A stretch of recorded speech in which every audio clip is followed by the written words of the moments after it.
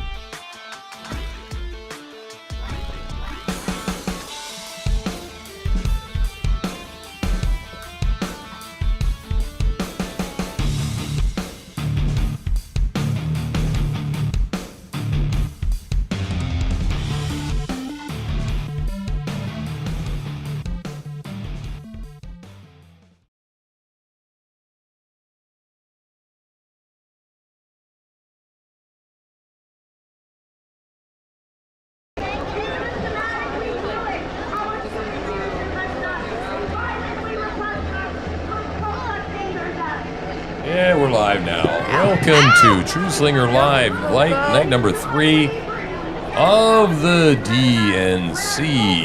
Right? So, let me go change over here the title. Good to see you tonight. Very sober. We're extremely sober. I went and did a little trimming I would say of our weed plants out sober. there to get a little smoke. Hyper sober, That's right. Let me turn that noise down right there. All right. So we're going to do a little different stuff tonight. We're going to do all sorts of different stuff tonight. It's going to be fun. Glad you are here. Show title, DNC night number. Watch. Bo-bam! We are... Did you hear... Wait. Hang on. They found maggots in the DNC food at breakfast. They called in the FBI. Called in the FBI because they found maggots in the food. Yeah. Maybe they're just really lame people that run these organizations that serve the food. I mean, what are you going to poison people with maggots? They're investigating to determine whether someone intentionally slipped or not. Do you remember that happened to Bibi Netanyahu when he was in our country? Yeah, well, they poured bugs on the table. Right. What are you doing? You're on. I don't want to be on. Well, you are on. Okay. You on, man. Fine. All right, so... Whatever. I don't smell good, but I hope you're doing well. Yeah, we don't have a car, so we don't get out. So we don't have any LP gas because we have to go to the Tractor Supply to get the propanes Before we can shower. before I can shower. I mean, unless you want to shower with cold water, but I don't think I'm not doing a cold plunge. That's no fun, right? No, I have a No. have a heart attack. No. So you just got a spong bath. Yeah, the FBI is investigating a maggot attack. Maggot attack. It's Maggot gross. attack. So nasty. Well, those people are nasty. They are. They probably did it to themselves. It's probably a juicy sommelier. People are nasty. They are. A juicy sommelier. They probably did it to themselves. It's probably a juicy sommelier. A juicy sommelier. Why am I hearing this twice? Because I'm checking Rumble. Oh, okay. Yeah, I'm hearing myself back. I turned it off. Wow, that messing with my head, honey. So, do you ever see where you'll see a criminal, like a mugshot, and it's a hawk, a person of color? And have you ever seen it where they've labeled that person as white? You'll see a criminal, like a mugshot. Oh, I can hear myself. Yeah, hang on. Oh, that's weird. That person is... Yeah, the live stream's coming back through. Okay, DNC.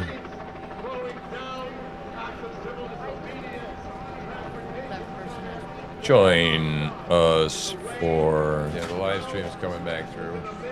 Okay, Oh DNC. my God.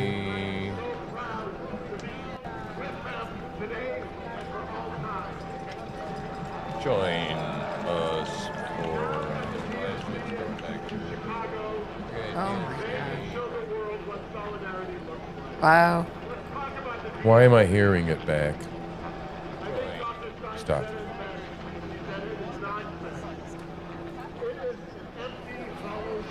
I think we're good. Are we good? I think so. I only said it once. That's good. It's very Okay, good. We're good. very positive.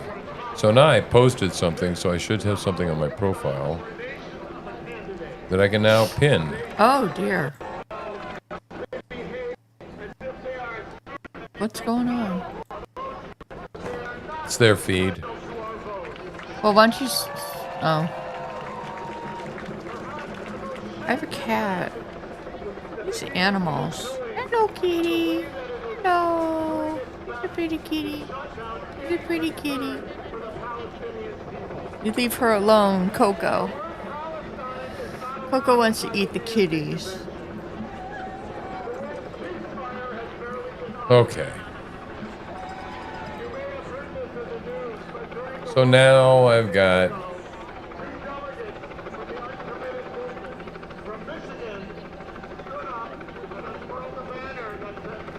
Oh wow, live prank calls. That sounds fun.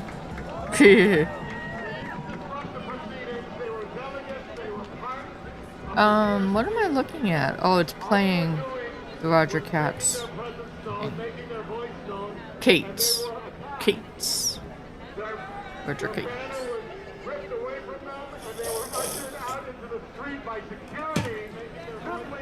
Kate. I heard myself. Yeah, you did.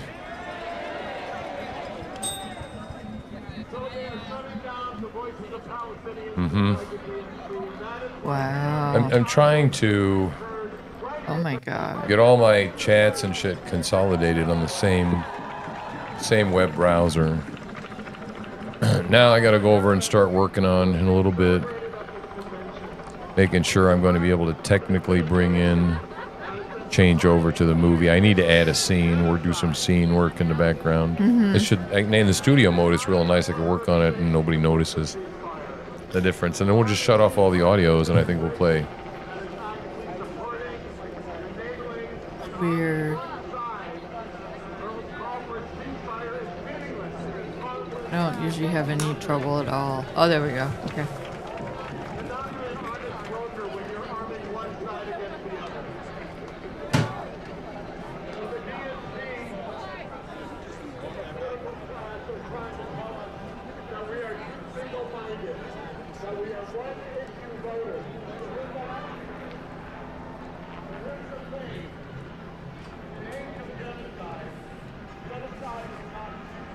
Back in the shade again.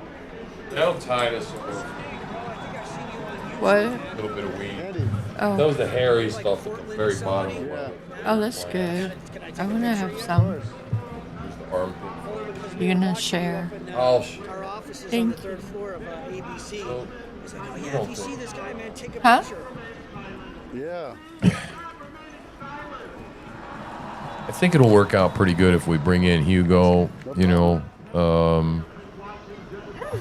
and I'll advertise it to a couple of people, 2-3 people for the, panel. Right. See who comes in. And I say we just switch over wholesale, Yeah. I like it.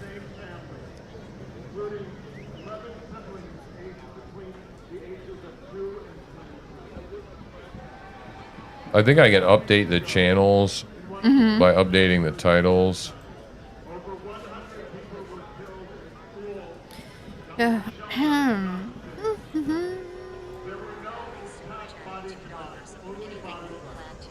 I'm not quite sure. Just kind of take it as it goes. Wow. So who do you want for CIA director, Tim? CIA.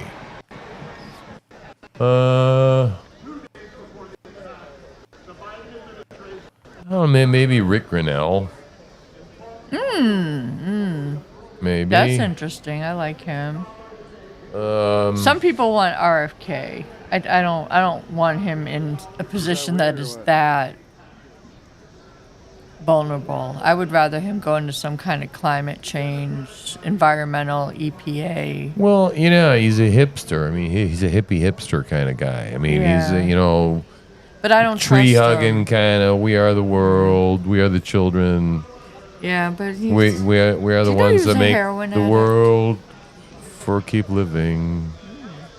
There's a world with think we're saving our own lives. It's true. You and me. We're gonna have to look that some was of Ray that shit up. Ray And Charles. yeah, we're gonna have to look. Wait, I'm gonna write this down tonight. We're gonna have some fun tonight. We are the world. We are the world. We are the children.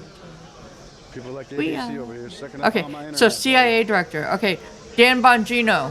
What, Oh, how about FBI director? Well, how about the Secret Service director? He knows that better than ATF. anybody. Clean that fucking place up. Yep. I mean, that seems to be the place he should be. Cash- And I cash- actually believe in making people head of departments that actually know something about the department they're running. right, exactly. Unlike Pete Butt Edge. Booty gig. Booty gig. Booty gig. He's gonna have a booty Don't take gig. the money. Oh my god. Wow. I like this setup, honey, for the live stream. It's good. Fake news. Looks good. It's a little busy, but You know, I was pretty disappointed with the protesters last night. I was. Well, hopefully they'll get with the program tonight. Right? I know, For really. Sure, for real. Right, for reals, y'all. For reals. Like, see what we can do is we can do this. We can pop this one down here. Look at this. It's really easy to move around. Look, Jen. I just shrink this one, switch places right here. And what the people don't see is the work that I do behind the scene because we're in studio mode. And then Yeah. watch how I publish it. Bam. Yep. Is that nice? Yep. Everyone give it up one more time for Rabbi Greg Roses. So let me see. Which audio do we have currently on? My name is We're listening to the moment Andy, Portland Andy. Mm-hmm. We're listening to no one at the moment. Our internet connection seems to be. Uh-oh. What the hell? What's going on? I got internet. Uh-oh. Oh, what did you do? I don't know. Did you break They it? all froze? What the shit? so incredibly hard to see what the Israeli occupation Maybe That we're was close. That scared the tar out of me. Maybe we're overwhelming the bandwidth. Tar Is that a Nation? thing? Nah, I don't think so. This is Starlink, man. I think Glenn Beck should be press secretary. children and women who are no longer with us have died in disgusting and visceral ways, be mocked by the Israeli military, and they do all this in the name of justice. Our stream that's is annoying. Yeah, our stream is real. Well, let's change the audio over. You cannot Yeah. be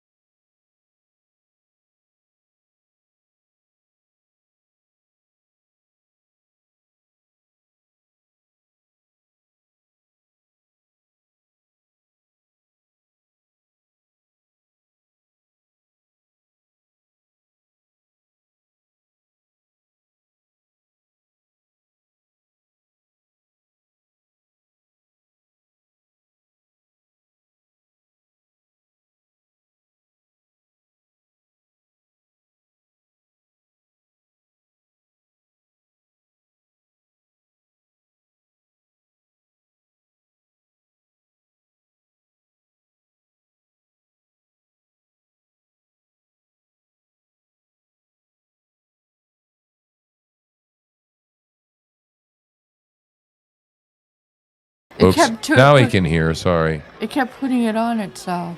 What's that? Nothing. So, I mean, if California split up, you might actually have something redeemable. Yeah, okay. You can hear me now, right? Currently, the state. We sure did have the a state has doozy of a passed day. such Hi, laws in Kit. How are California that you? allow sodomy no longer Hi, to be Kit. a felony Kitsuna's for on children, but it is to be. house. And if that's Good unreasonable, Jeff's in you have to be a house. state showing where things Did you are see going. my I don't know what it interview is. with Roger? Roger pretty sure that was Cates? SB1118. Cats Cates? That's a mistake. Roger Cates? On the X-ray units that are coming out You of see here, that? give us your detail so we can put you down. Hey, you hear us now. Yay. That's right, Creamy. Too many switches, man. Too many switches. Yeah, you didn't know about that, Martinez? Just drying out a they little stuck weed, that man. Bill in an anti-gun bill. Little trim off the plants. They're just starting to get a little hairy. They don't have any bud any, but I just trimmed some shit off the bottom, that's never going to amount to much. Kind of hard up. Yeah. 143, want me to cut off Van Buren and Dearborn, or you still over Yeah, you got to watch Yeah, my there's a interview lot with of stuff Roger like that Cates California's today. passing in the gun bills.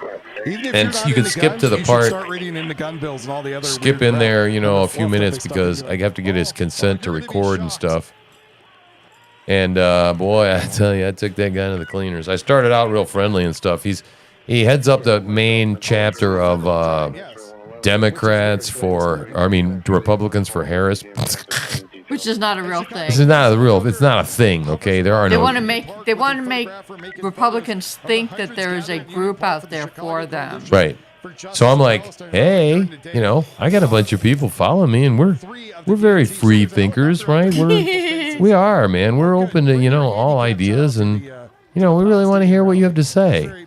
And I kind of gave him some of the bullshit story, and I'm like going, I lost both my daughters to the culture wars, and they're kind of left and stuff, and I don't understand them anymore, and so I'm trying to figure out a way to bridge the gap between me and them. You understand, man. You understand. And also, it has some of the laws we like. It's all true, but I laid it on pretty thick in order to get him to come on the podcast. And he goes, yeah, okay, man, he wants to come on. And man, I started he starts going on Donald Trump is evil, and I'm like, okay, well, I know that this is going. We're not going to hear any Except for the cities. Yeah, man. He's like, I'm just like, tell me why I should vote for Kamala Harris. Just tell my viewers why at the very end. Yeah, I gotta go, man. I gotta go. Most of the states wants to leave Right in the middle of the interview, he goes, we're at a point in time where policy just doesn't matter. We just have to vote because, democracy itself is at stake. Yeah, right. I'm like, oh, really? How is Donald Trump an actual existential threat to democracy?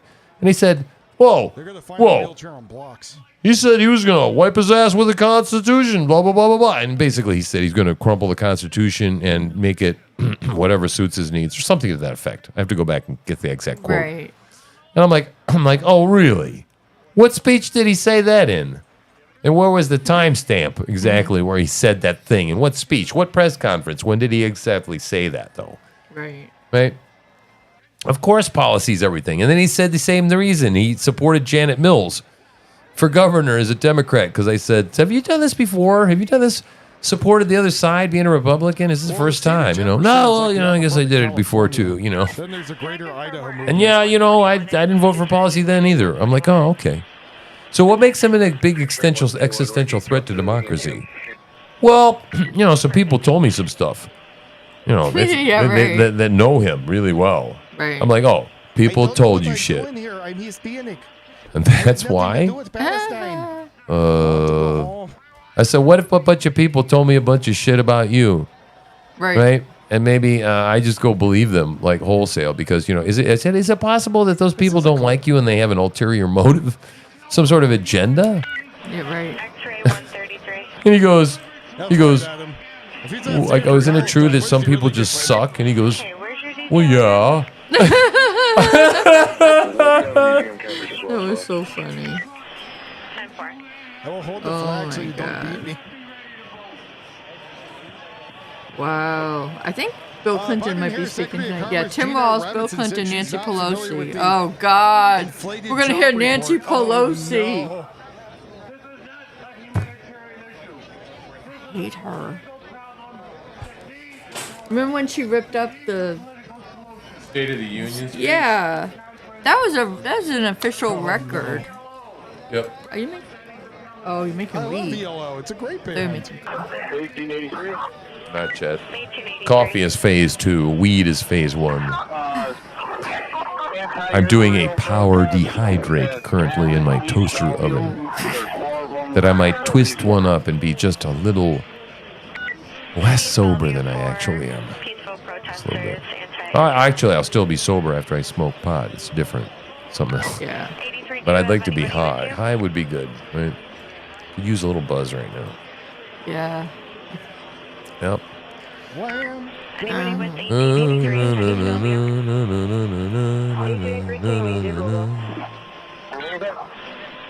You know what? I'm feeling a little mood music. I am. So just by not drinking soda anymore or anything with a lot of sugar, I think I've lost like 15 pounds. You lost 15 pounds from not drinking sugar. I believe it. Oh, yeah. I'm I sad believe never it. got to Yeah. see him live. Wow. Is he still It's with the one of the girl? shows I I wanna take haven't to my heard. dad. Yeah. Really? Suhi or Sushi or whatever the fuck her name is. Suey. 10-4.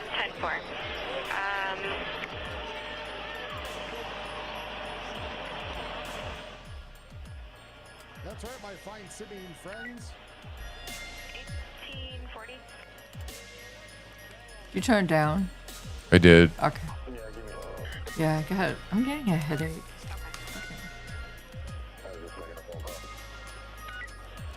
Yeah, I just put a little music in there instead. Turned Wolfie way down.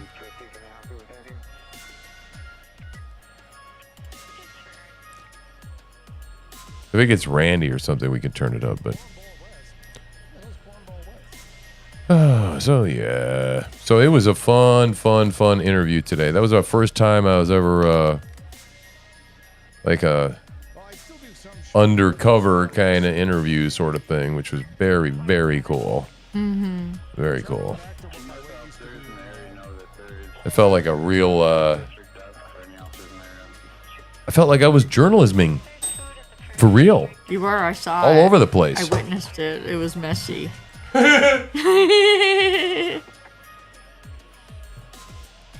You'll need a towel. Oh, is that? Oh, no, it's him. It's Cornball. I wasn't paying attention. I was like, is he on the screen? Oh my god. So Michelle Obama says that she had in vitro fertilization, but they used a surrogate. So it wasn't even... So, you know, the whole thing where there's no pictures of her pregnant, it's because she's never been pregnant. Because she's a man! Oh! Big Mike! Big Mike. Yeah. Yeah. Wow. Since Biden's been in, we've lost more than 291,000 unaccompanied minors who crossed the border illegally. We've lost them. They're lost. They're gone. They're probably in South America being sold into the sex trade. Do you think, Tim? I think they're in Joe's basement. Oh. That's what I think. I agree.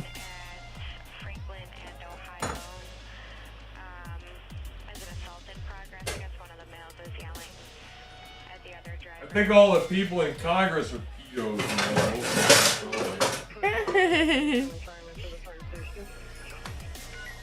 Wow. So Eric Trump is supposed to be releasing some information about they're doing something with crypto. I don't know. I don't know enough about it. I need to probably pay attention. Let's see. Coco. Hi, baby girl. Coco.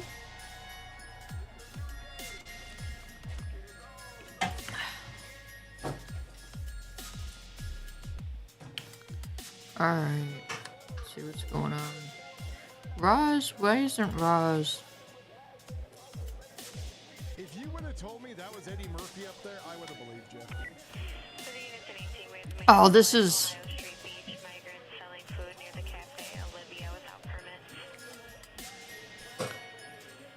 Oh, this cannot be real. What's that? This is 2 protesters who self-identify as fascists, saying that they want White Lives Matter and send all the immigrants back. I don't buy it. I don't buy it for 1 second. No. That's someone from the right. With pink, purple hair? Yeah, right. No. Hiding with glasses. Stop the white replacement. Deport them all. No. Purple wig. Yeah, we don't wear purple wigs. No. Okay, that shit is... What the hell, And man? then they got tomatoes thrown at them. Oh, ew, nasty. Tomatoes? Ew. They needed tomatoes thrown at them, man. Right? Wow! Yes, that is the same woman that was there yesterday. See, she's paid. Fucking operative. It's a movie. It's all a movie. Yep, it is. It's true. It's all fake. Hey, man. Let's smoke, shall we? I would like that. Yeah. The one thing about trim that I don't mind, I kind of smoke it from time to time when I have to, you know, right? Do what you got to do. Is it gets you high, and it's not quite as strong, right? But it's more like tobacco a little bit, but it tastes better than cigarettes, way better. Yes. Well, and the side effects are nice. Very nice, mildly relaxing. Yes. Yeah. Whoa. Uh-oh. Yeah, I'm sure that they are probably feds. Whoa. I wouldn't doubt that. Katsuna said they're probably feds. Yeah, I heard about this teaming up thing, man. Might be interesting. I mean, he's the kind of guy that's sick on the World Health Organization. Let me tell you something. He knows a bit about his vaccine shit, right? Who, Jade? Yeah, he understands the Okay. language, the lingo, adjuvants, mercury, aluminum, all that kind of crap. Yeah. Yeah, placebo. He understands the lingo, how the science works. Man, if he comes out, he's supposed to resign. He's supposed to step down Friday. He's going to make an announcement. And Trump has already talked about putting him in the cabinet if he gets an endorsement. And I think an endorsement from JFK would be, or RFK would be really good. If it was JFK, it would be a miracle. Don't you think? Yeah, I do. No, you didn't hear her. I said if it was JFK, it would be a miracle. Oh, You know, you're 'cause trying to he's play. dead. You're trying to play with me now. Don't Yeah. play with me. Okay.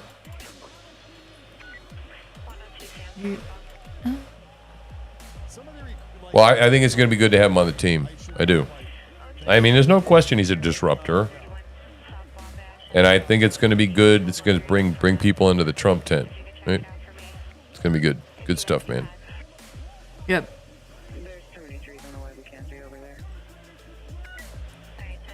Really cool.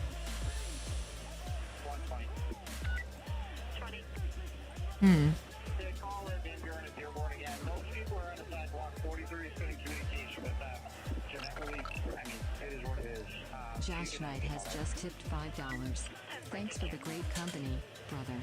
What? You're welcome, buddy. Thank you. Yeah, somebody's like, oh, it gets annoying, you thank everybody. And I was like, well, I'm grateful because this gives me a cool job. So, of course, I'm going to be thankful. I'm not a Who dude. the hell is this? I'm an asshole. There's different. Dude, someone that calls himself a male feminist.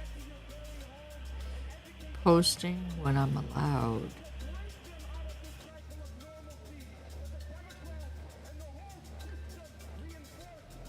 I don't know what to think of this guy. And another holding at Oh. Macy's. No, this was at Target, one South State. They apprehended a female over 21 years old for retail theft.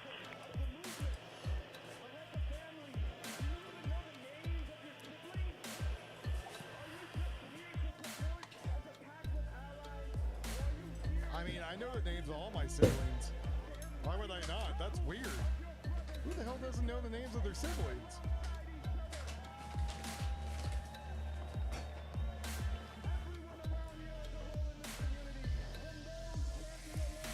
Wow. Very cool. 172. Check out the disturbance at 500 East Lower Wacker, northbound lanes. It says at the city pound, disturbance with the staff. Ready for caller.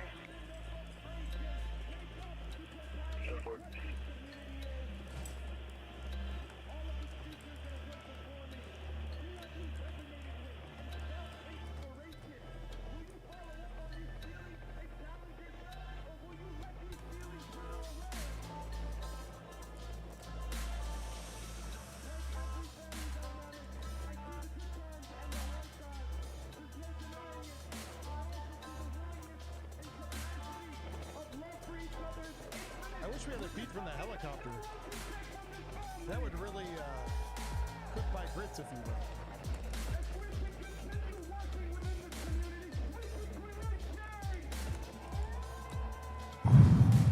Boo, change! I'm scared of change. Boo!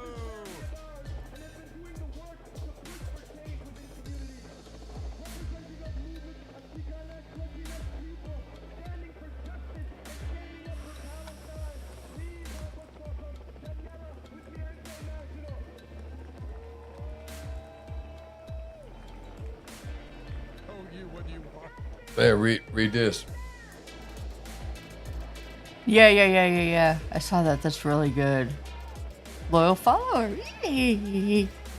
Haha. Awesome. Pizza with my hands.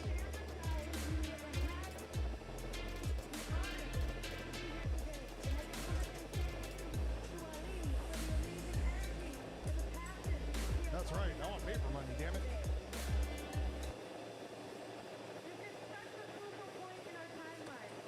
Stay back with me.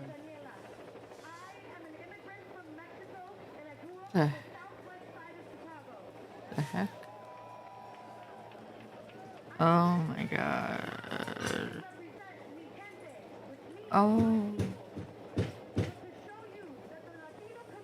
Wow.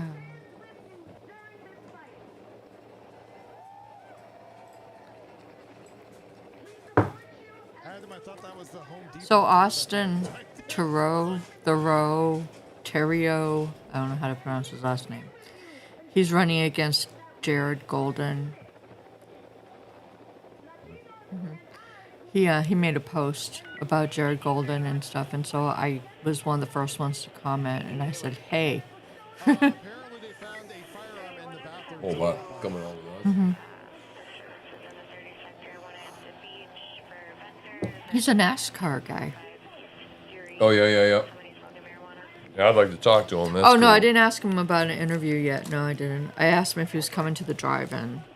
Oh. Yeah. Oh,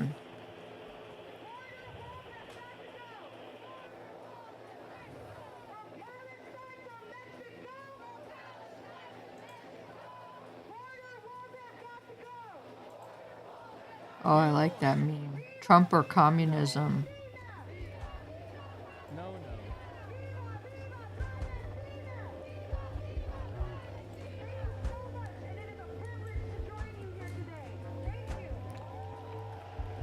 I think that's Christina's comrade that is speaking. Yeah, so things are growing, man. This is great. People are watching the new material and they're vibing to it, and we're getting people rolling in and getting faithful followers. This is awesome, man. Yep. Yep.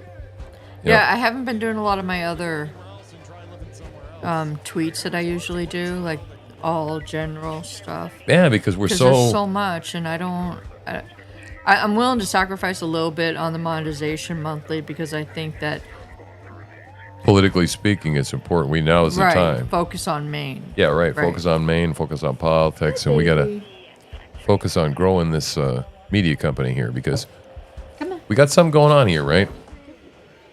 I've come to realize, what is it that you can do? I'll tell you what I can do. I burn that freaking phone up, man. Yeah. Call all sorts of unsuspecting bureaucrats, Yeah. and we will have a field day, man. We will be like, I will be We will be like Project Veritas Light, Maine. Project Veritas Maine, okay? We're going to do this, man. Oh, I mean, I could call like Planned Parenthood. Oh, yeah. And pretend I'm like 13 and want an abortion. Oh, yeah. And I don't know how I'm going to get there. Can you get me a ride? You know, something. Oh, that's a good idea. What do you think of that? What do you guys think of that up there? Call an abortion clinic? Yeah. Because Maine, man, we need. That's it, man. They made this place the sex change thing. Yeah, right. That too. Oh. I have a daughter. No. Yeah, we're gonna call it TruthSlinger. We're gonna call it TruthSlinger Investigates. Does that sound all right? Yep. That was annoying. Every time I hear that stuff, I don't know. Some part of me makes me want to go into violent rage. Anyone else get that? Let's get a little. Yeah, it's pretty neat to know that we can be involved. Yeah, the TruthSlinger Network. It's about right, Waz. Hey, we're getting close to round-the-clock programming. At this point, I'm going to start needing some meth. What? Keep going, man. Yeah, no. No, it's pretty cool. Well, you know what happened was, you remember when Steve Oatley, didn't he partner with a couple of guys where they were trying to cover the 24 hours a day, and try to actually make a small network, and then pass the torch back and forth and stuff. And I don't know that the quality of the other guys he was working with was as good as he wanted, and and I just think Steve Oatley was a bit scattered. He was. He didn't stick with anything much. No. And this, he's doing this, that, and the other thing, and the next thing is T-shirts, then he's hawking coffee. Everybody's hawking coffee. Right. And now he's driving a truck. I don't know. Now he's driving a school bus and a truck. A school bus? Yeah, he drove a school bus. So he's all over the place like a fart in a windstorm. I'm like, I know what I want to do. Yeah. I know what I want to do. Man, when we were like 2020, I felt like we should have been out there in the field. Yeah. Live streaming. Yeah, or involved. And now we are. We're totally involved. We're doing the stuff we watched people do 4 years ago, right? 3.5 years ago. I'm in here. Yeah, and so it's so awesome to know that we've come this far and we've done this and we've realized this. And now, this whole new group of people is coming up and taking the place of other people. And I love Steve Oatley. He was a big example, but he's also an example of how he just doesn't stick with things. Yeah. And so. And I know what my niche is, man. I know what I do, and I know what I do well. And I think today I found out that I do very well talking to people that are on the opposite side, and exposing things. I think I'm good at that. And I think I'm scared. I think I'm good at taking my nerves and stuffing them down deep in my stomach. Right. Okay, and taking my sweaty palms and going, fuck it, we're doing this anyway. You understand what I'm saying? Yeah. I want you all to know I was scared shitless today. I was. You wouldn't know it. But I wasn't as scared as the first time I ever sold a chicken in Nashville. Oh, man. I was really sick. I puked twice. I was not near that nervous, right? Because I'm confident enough in my own capability. But I was nervous that technical stuff would go wrong. Yeah. And I really wanted to get him to, to make some news, man. I really wanted to make some news. And I did. It was really exciting. And so there's that whole adage, right? They say that you have to opportunity favors the bold or something like that, or the chance favors the bold, the future favors the bold or something. But anyway, you got to be bold, right? And you just got to go, man, it's not going to be perfect, but it's right. At least it's going to get done. Yep. And you got to go, you just got to go barrel forward and do shit like that. And so that's why I said, I know what I want. I know what I'm after, and I'm not going to let up until I get it. Yep. They could do anything they want. They could really just go out there in the world. There's nothing better there's nothing better than doing something significant to change the world, right? That's what I want to do. I want to leave a legacy. I don't have kids. My kids don't talk to me. Yeah. Right. So, but when I'm dead, man, there's going to be hours and hours and hours of my shit out there. Right? Yeah. There's going to be a legacy, and maybe my grandkids will come to know me and go, "Is this Grandpa? Shit, that was Grandpa. God damn, Mom, what's the matter with you? Why didn't you, let us meet Grandpa? Grandpa's badass." Yeah, you dumb bitches. Oh. My daughters, man, I tell you, man, they'll wake up. They'll figure it out. They'll pick the kids. The grandkids will be pissed at them one day. You like Cory Booker? Look at this guy, Spartacus, Is right that here. Cory Booker? Is he talking right now? Yeah, he's such a butthead. Back to the Palestinians. Let me see, where are we? So there's all kinds of other people I could take it first. That had it. He's such a butt face. Saying. Remember when he was, I am Spartacus.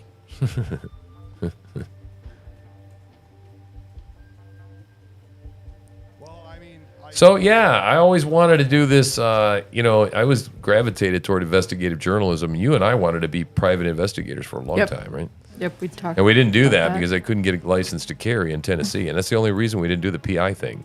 Yep. Because we really like the whole bounty hunter thing too. We were into that, right? Yep. So, but now we're doing it different, right? And man, let me tell you something. This little device here, I learned how to go Bluetooth and hook it directly to that little soundboard. magic box, the soundboard.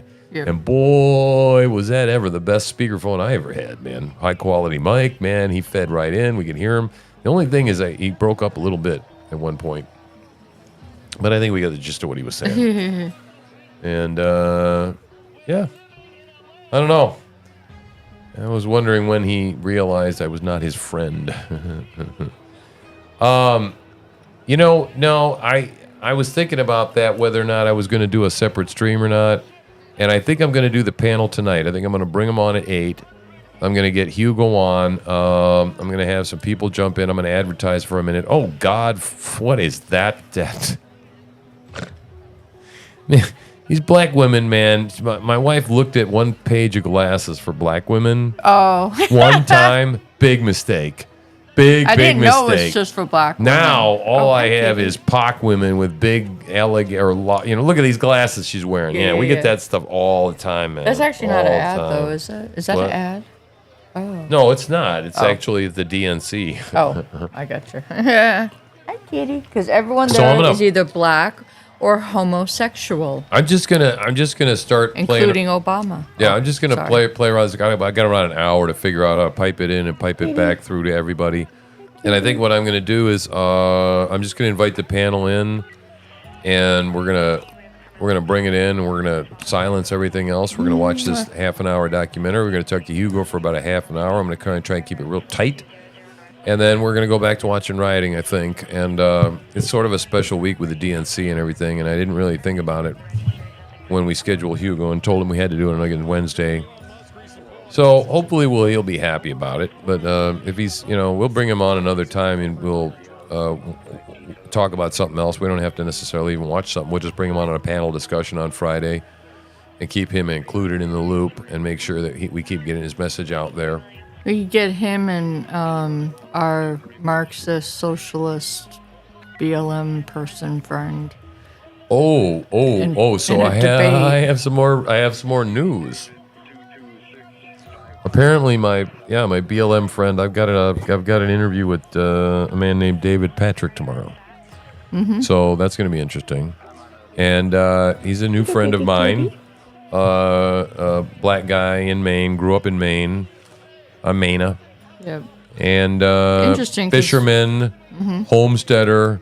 Yep. A lot of stuff we have in common, right? Yep. Some stuff maybe not so much we have in common, Yep. like our skin color and maybe some of our Experience. I've been talking all day, guys. Sometimes it fails. You do. Political beliefs. We might not share all of our political beliefs. But yeah, so that's going to be potentially. I'm going into that one. That's straight up. It's like I told him. I said I'm not intending on ambushing him. I already came right out and questioned him about certain beliefs that I was told by some folks that think pretty hardcore thoughts about him and where he's coming from politically speaking. And I'm not exactly picking up the same vibes, and so I'm willing to go in there and wade in there and explore some difficult topics. And I'm hoping that he didn't do it back-to-back with somebody else. I have to look at my schedule. Because I really, really want to have it at the time to explore this thing. And I was told I might regret it, but God told me to do it. At least I feel like God told me to do it. And I'm pretty sure it's not my ego, right? So, yeah, 4 to 5. What's great is I got 2 hours after that. And then I've got a 7 to 8. So I have 3 appointments tomorrow for interviews. So this is going fantastic. We're just pumping out the content like it's going out of style. Right? Animals throwing themselves at me. Yeah. Yeah, they're Sorry. neat. They're neat to have around, man. I love these animals. Sometimes I feel a little bit overwhelmed. But I try to, when animals come to cuddle me, I kind of, as best I can, try to acquiesce to it and to go, look, God gave me this animal. The animal wants to jump up on me. It's probably because I need some love, right? So take the time, smell the animal, love the animal, squeeze the animal. No, it's a lovely kitty. Squeeze the kitty. Squeeze the kitty. So I try and do that as much as possible. Sometimes I sail the cat across the cabin, not all the way across the cabin, just halfway across the cabin, but in a nice way. Ow! I'm sorry, I got a thigh itch. Oh, I didn't touch my woolly. It's my thigh. This is my thigh. really? Yeah, you can't scratch your skin through flannel, right? I mean, if you go scratch my back You're right. while you're wearing a flannel shirt, you don't go, yeah, oh, through the flannel's okay. No, it's like, no, give me some nails, man. Some nails. So, that weed was good. Yeah, I think I'm gonna have some more. Oh. I noticed.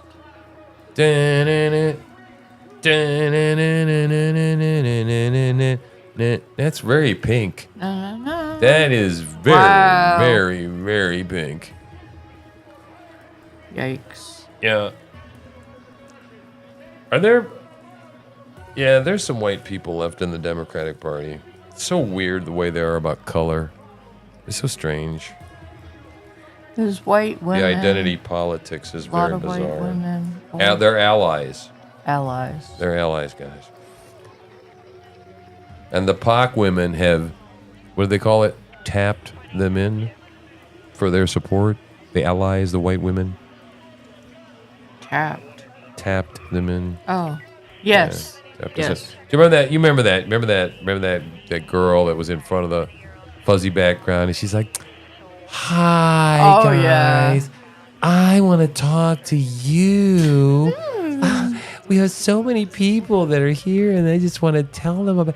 You can't tell people of color they're wrong. Okay, just don't do that. If you find yourself doing that, you You're understand wrong. you're just white-splaining, and you're wrong. Stop. Just stop. Okay, just give your space to them. Acquiesce to them. Them." Oh my God. This is Yeah, hurting my it's head. it's Oh, all jeez. so loving and wonderful. Just let them, just don't be so white.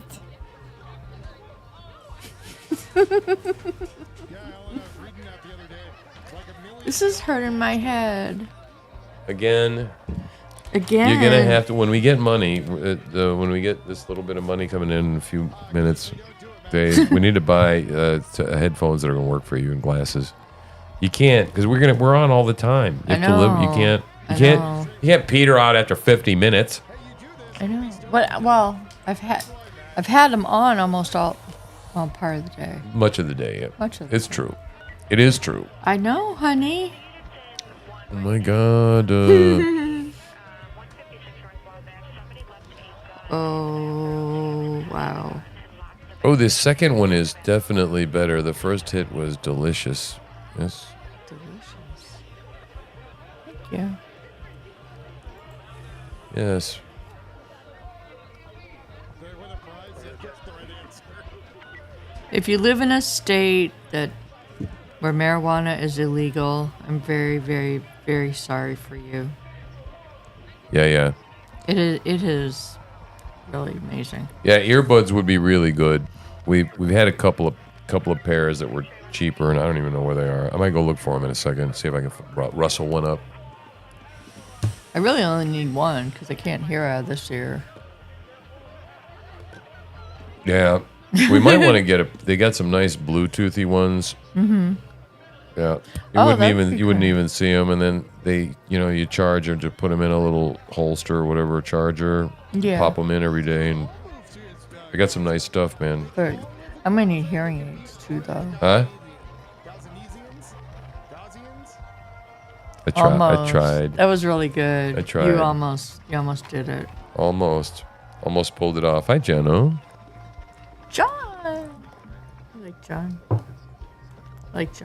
Cool.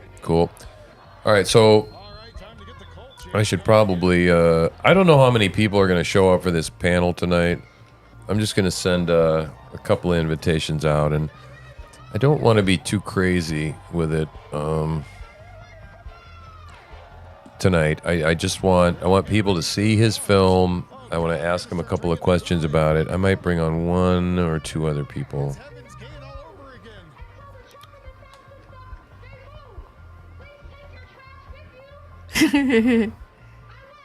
Earbuds. Yeah, I gotta try earbuds. Earbuds would work right now really, these really stupid well. glasses are like trying to impale my head. Excuse me. It gets uncomfortable. Did you just hiccup? Hey, AK Kitty. No, it was actually a Belach. Oh. But it was kind of from up here, not down here. It wasn't one of. K, It wasn't. KKK. AK Kid. No, it's AK Ketty. It's 2 Ks, not 3 Ks. Oh, well, that's good. That's better. Yeah, if they put 3 Ks in there, I'd be a little suspicious. Put 3 Ks in the middle of your name. Kind of like put 3 6s in the middle of your name. I kind of go, I'm not sure about you.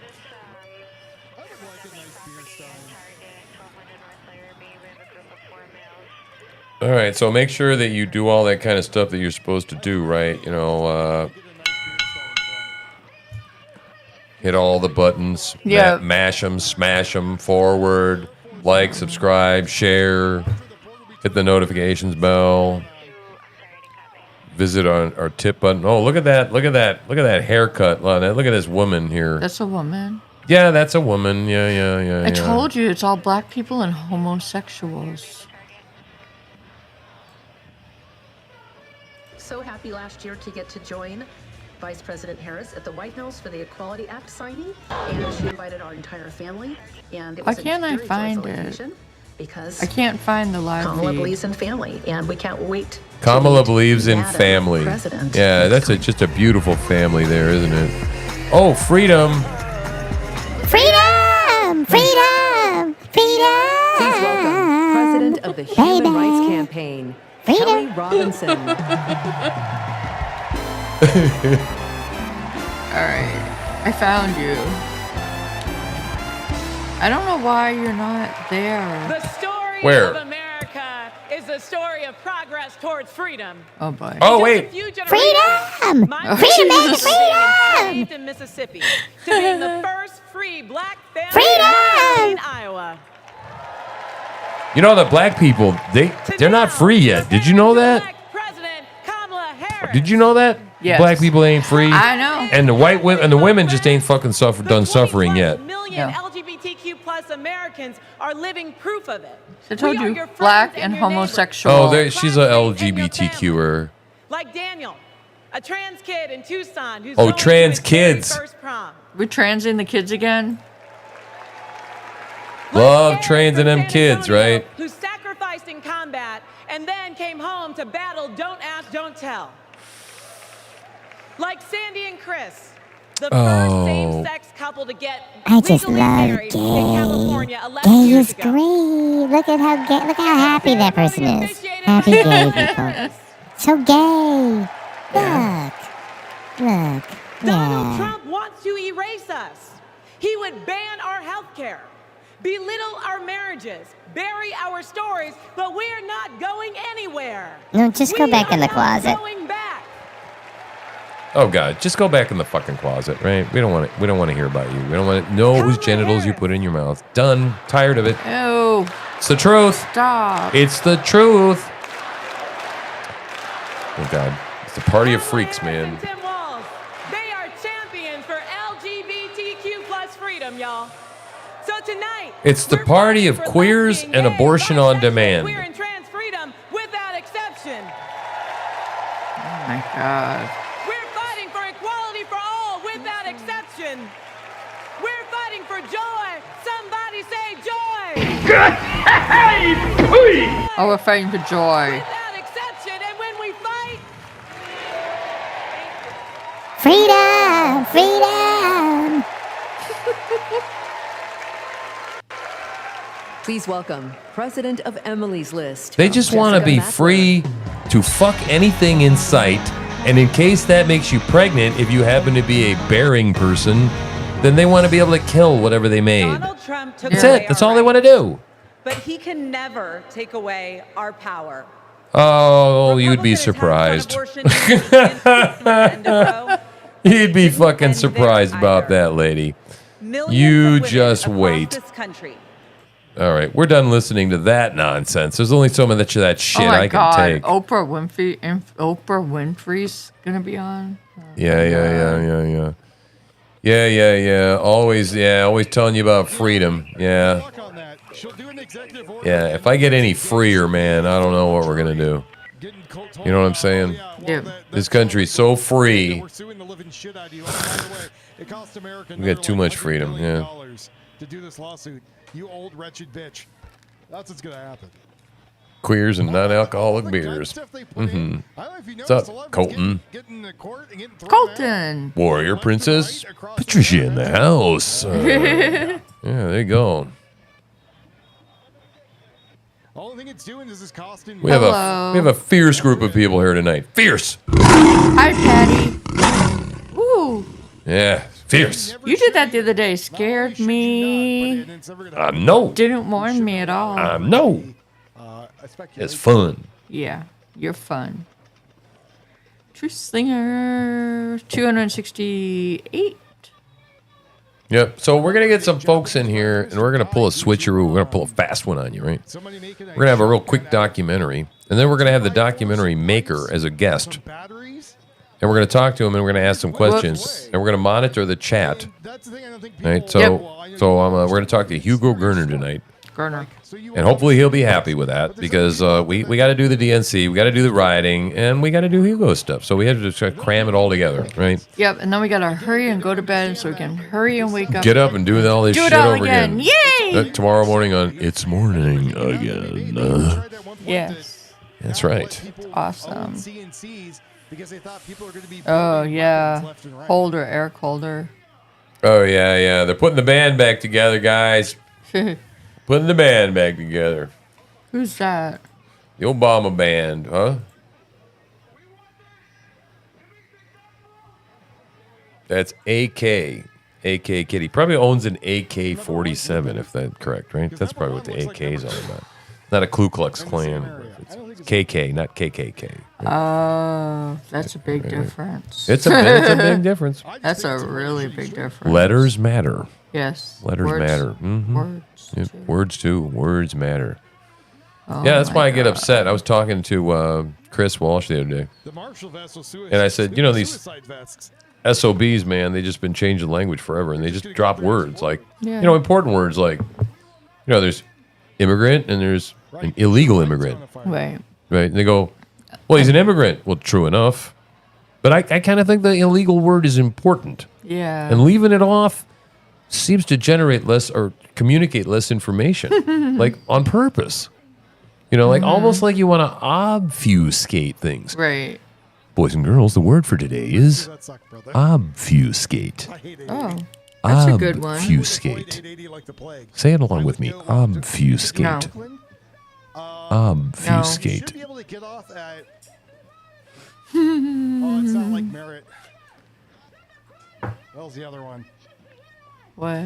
We try. Yeah, it started as illegal alien. Yes, of course it did, and it also started out as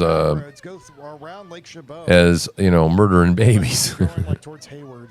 Really, I mean, now it's women's health care, and reproductive rights. You're right. I don't know if they didn't have any right to reproduce. We wouldn't have to do all these abortions now, would we? Right. Apparently, they seemed very free to reproduce. Kind of like bunnies, as a matter of fact. So, Oh. So, did you watch my interview with? Did you see the interview with Roger Cates? Did you see that yet, Waz? Only the finest cutlery.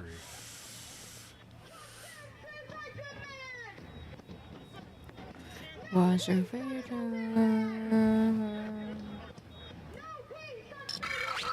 Hey, thank you very much, Jonah's mom. Subscribe. Chat, let me know if Stand one's up like actually on that. the loop. I'm not really paying attention. Press 1 if it's on the loop. Press 2 if it's not. Well, I don't think it is Is because Waz the sun's writing? actually moving down with it.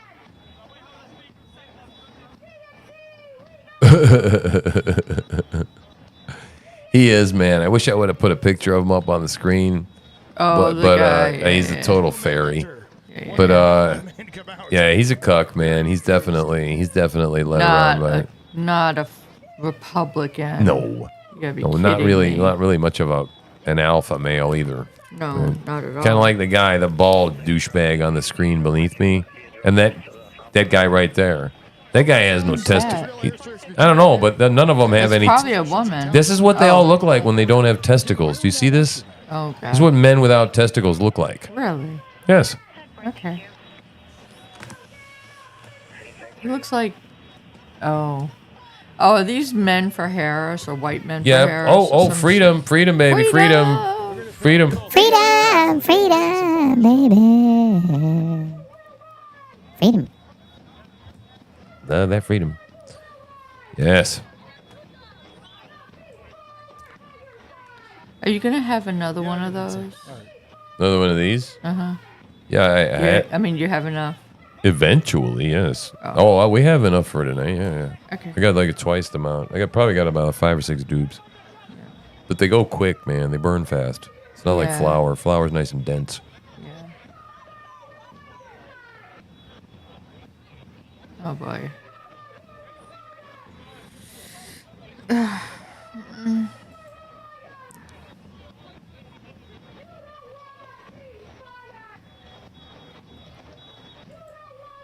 What are they even saying? Yeah, so the purple hair chick is there again, causing her mischief. Yeah. But now she's Did you got a hear? hammer and Yeah. sickle, flag with her today. Yeah, she's not one of us. No, Maggie. No, they are not. We do not claim her.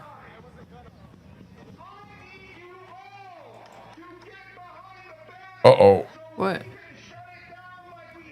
What's going on? Oh, nothing. I just... Oh, what did you do? Well...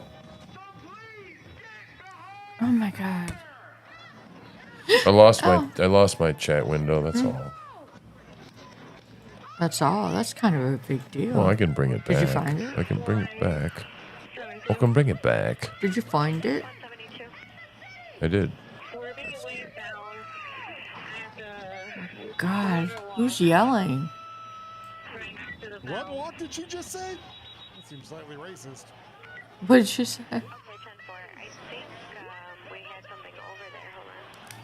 I'm doing good, Jess. How are you? There we go. Nothing? You become complicit and go back to your Starbucks job? I don't know. Starbucks. It's funny.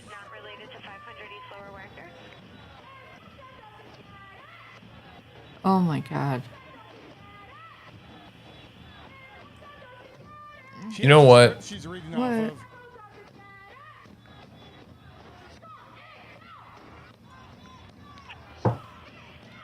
I think I'm going to lower my stress. Oh no. What does that mean? I don't think I'm going to do the Brady Bunch tonight.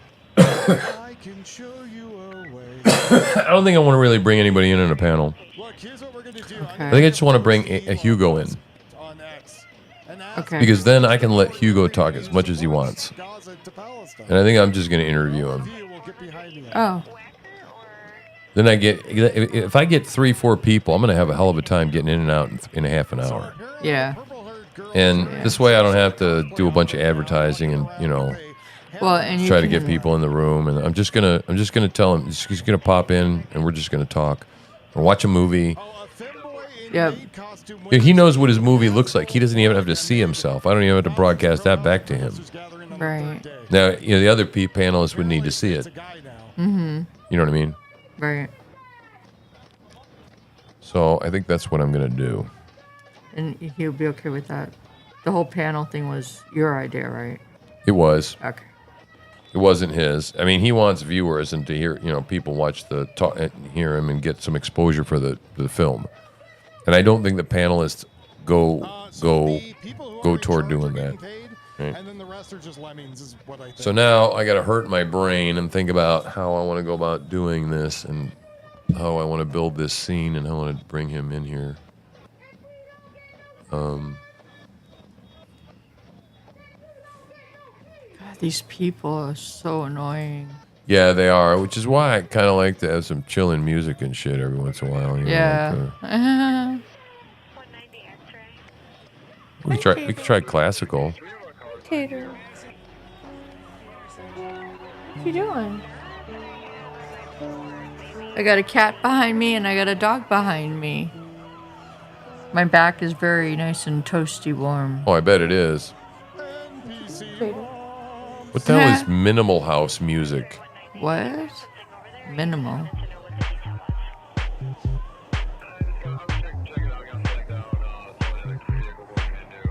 Maybe. No, come on. Morons of plenty. I see dumb shits too. None of these people have any brains. No, they do not. What the heck is going on? What a fucked up world. Wow. There you go, a little hip hop for you. This is hip hop. Hip hop. Okay. If they say so. Doesn't sound like hip hop. I like cinematic. Cinematic is the best one. Is it like Mel Gibson and Patriot cinematic, or Mel Gibson in Listen. Braveheart? Listen. Oh, look, this is definitely Homo something. Homo sapien. That? No, the other guy. Oh. The other person. Oh. They're all freaks, man. Democrats are just freaks. Wouldn't want to spend a second in a room with any of these commies. I agree. Oh, well, freedom, baby, freedom. Freedom from what? From what exactly? They need to be fucking free from. So, do you like this music? Cinematic? Yeah, I do. It's pretty good. Very good. It's pretty chill. It's in the background, right? Yep.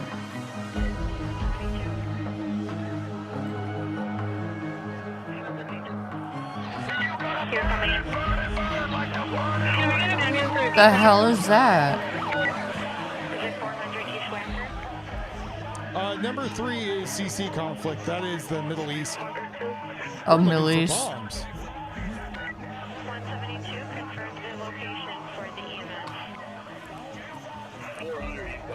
Okay, so That guy wishes he was Rob Zombie.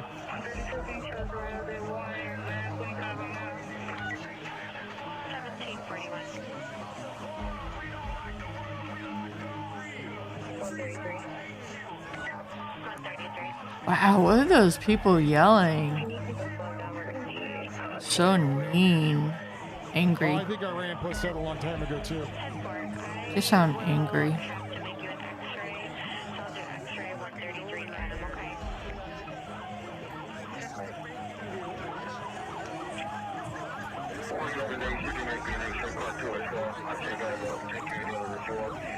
all right, guys.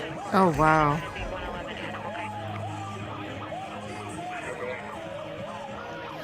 Party with Hugo. Huh? Yeah. Party. Yeah, that's what I'm going to do. I'm just going to give him the mic. Yeah, I'm going to talk very little. And I'm just going to let Hugo just go. I really want him to have lots of time. I think that seems to feel the best. And I'm feeling low energy, man, from doing everything that I did today. And I'm just, We're old. Yeah, well, I mean, believe it or not, guys, I mean, this is work. Jeez, man, let me tell you something. My days are full. And you got to be on when you do this kind of stuff. And it's enjoyable, too. There's parts of it enjoyable. But, I'm like I said, by nature, I'm somewhat antisocial. You wouldn't know. You wouldn't be able to tell, right? Well. But it's fun. I mean, I'm having the time of my life. This is the time when they talk about enjoy the journey. Yep. Yeah. I'm not quite there yet, but, man, I'm having the time of my life, right? And this is the good part. This is the day I'm going to look back. I'm going to go, remember when we were just like, freewheeling it, man. We didn't know we were going to pay the bills, do this shit from one day to the next. And Anders was our only viewer. Yeah, man. Anders was it. He started this whole thing. Yeah, Tim's best friend. Yep. Good guy. Jeff. Good guy. He's not around as much because he's driving all the damn time, right? Oh, man, dude. I'm still fried from that Monday night being up that late with Biden. I feel that days and days after, right? Yeah, definitely. But I'm just very excited because, yeah, man, I don't want to forget the little peeps. The reason this whole thing is going is because of the little people. Yep. Right? As I started to I want to focus on little people, and that and all of a sudden, boom, right? Things started taking off, and so yeah, man, absolutely, it's got nothing to do with. It's got nothing to do with me being popular. What is that giant monarch butterfly on my screen? What the hell? What is that? Wow. I would suggest eating a few less hoagies, lady. I mean, seriously. I think she's indigenous. Get on a treadmill or something. She looks indigenous. Oh, okay. Indigenous. She looks like a rock. An indigenous rock. A stone. My God. Ah, man, I'm sorry. I just, you got to call a spade anymore, and that was no racial reference there either. I'm just saying, man, that's a fashion nightmare, man, especially when you're 500 pounds, right? Yeah. Yeah, can you imagine seeing that shit coming down the Walmart aisle in the, little scooter there, electric scooter? You have to get the hell out of the way, man. And, she pushes you off into the green beans and shit, You fall into the shelf. Wide load coming through. Beep, beep, beep. Anyway, all right, I've been mean enough to her now, and I've had enough laughs at her expense. But yeah, this stuff is great, man. I'm having the time of my life doing it, and then I never know, what was really cool is because we were gonna do it. I was nervous this morning, and Richard was gonna do it, and then I start telling him, he's got his wife's cell phone, but he really doesn't have a cell phone, and we're trying to tell him, okay, just use the speakerphone and do it by the microphone. And he's like, why don't you just do it? And I'm like, oh, man, come on. I mean, I got to set up my phone, and, I don't know if and he goes, just makes more sense if you do it, Yep. And I'm like going, all right, you sure? Because I don't want to, I'm like not into this thing for glory. And plus, I always wanted to do it, but it's scary. Yeah. I mean, because you got to be convincing. You got to be convincing, and you got to be somewhat dishonest on some level, right? You have to be coy. Right, and to me, that's still innocent as a snake, but shrewd as it's the other way around. Innocent as a dove and shrewd as a snake. That's right. Mm-hmm. And so, yeah, Pizza the Hut and Spaceballs. Yeah, you got about that right. Yeah.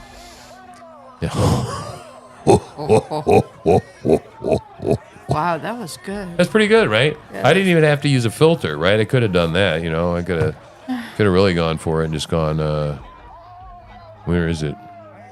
Yeah.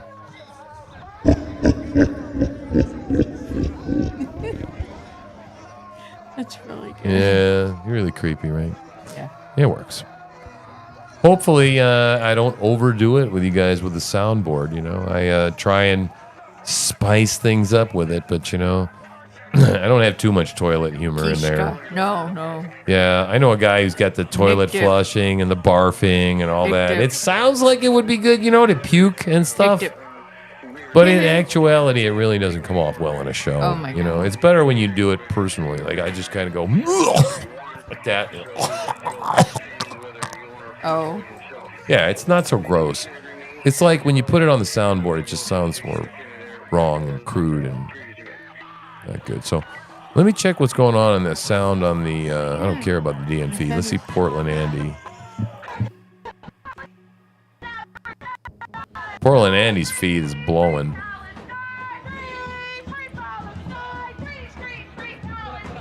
Free Palestine. Free Palestine. I love the parry rhythms they get in there, man. They just really learned their lesson in music class in college. Free Palestine.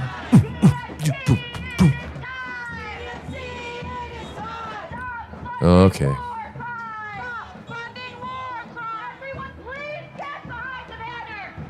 I can do that. I can do, we have a request. Oh.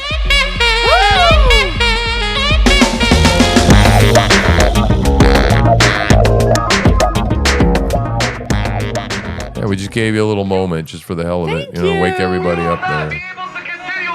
Thank you, Waz. Everyone that is not wearing a vest and is not press or media behind the banner. You all want to make sure out there you're also following Waz at According to Waz. Very important. It's good for your health. Yes. It's good for your spiritual life. Yep. And it's going to be good for your finances. It'll make you more attractive. Yeah, grow hair on your chest. Yep. Yeah. Free Palestine. Free Palestine. Free Palestine. So is this how the commies protest? I guess. It's got kind of a tribal sound to it. It does. Indigenous.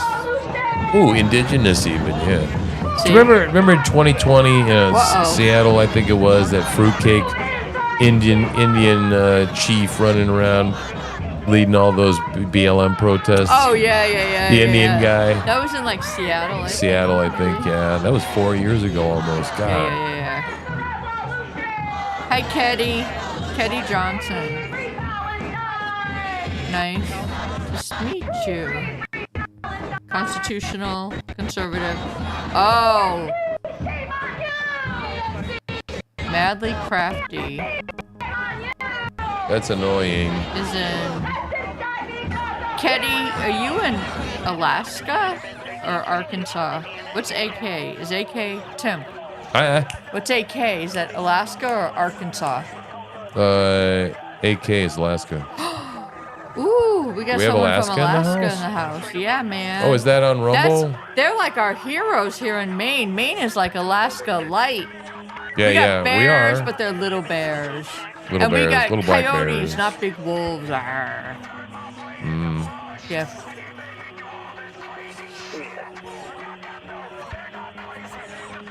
Oh yeah, they've been playing that damn freedom card. Like they're not free.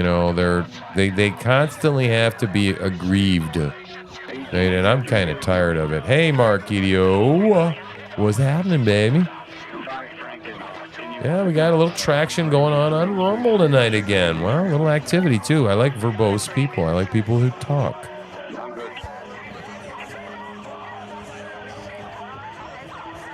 Whoopsie. Gotta be back on you. Madly Crafty. I like that name. That's what I told. Alaska. That's what I told Roger this morning. Roger. Texas. Colton's Roger in Texas. Cates. I said, yeah, I hang out with free thinkers, man, and so you have this thing called Republicans for Harris. We're interested in what you have to say. We're kind of curious, man. Me and my peeps, we're free thinkers. Took that bait, hook, line, and sinker. He did, boy. Just grabbed and went.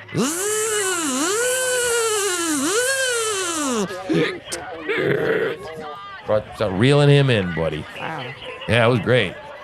That was good, right? I'm good with the sound effects like that. Yep. I am my own soundboard. Yeah, for real.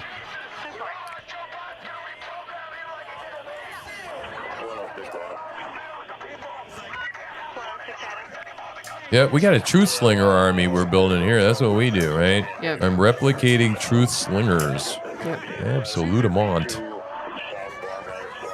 All right, so where's my movie? I want to make sure I'm able to get this piped in here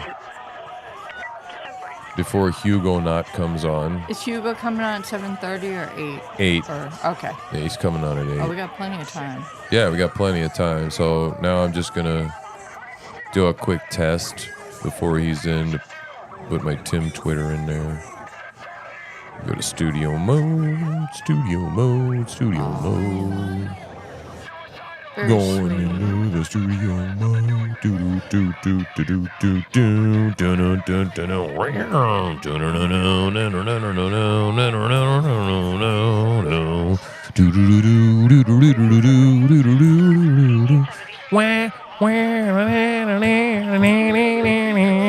Oh, that's sad.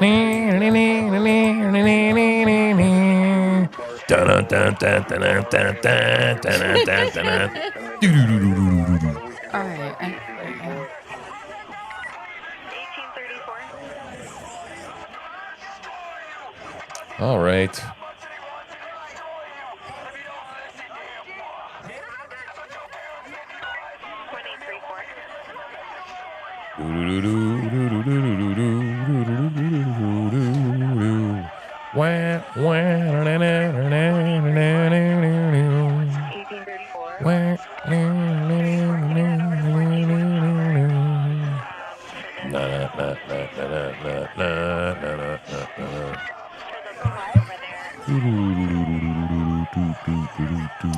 Bill Clinton speaking tonight.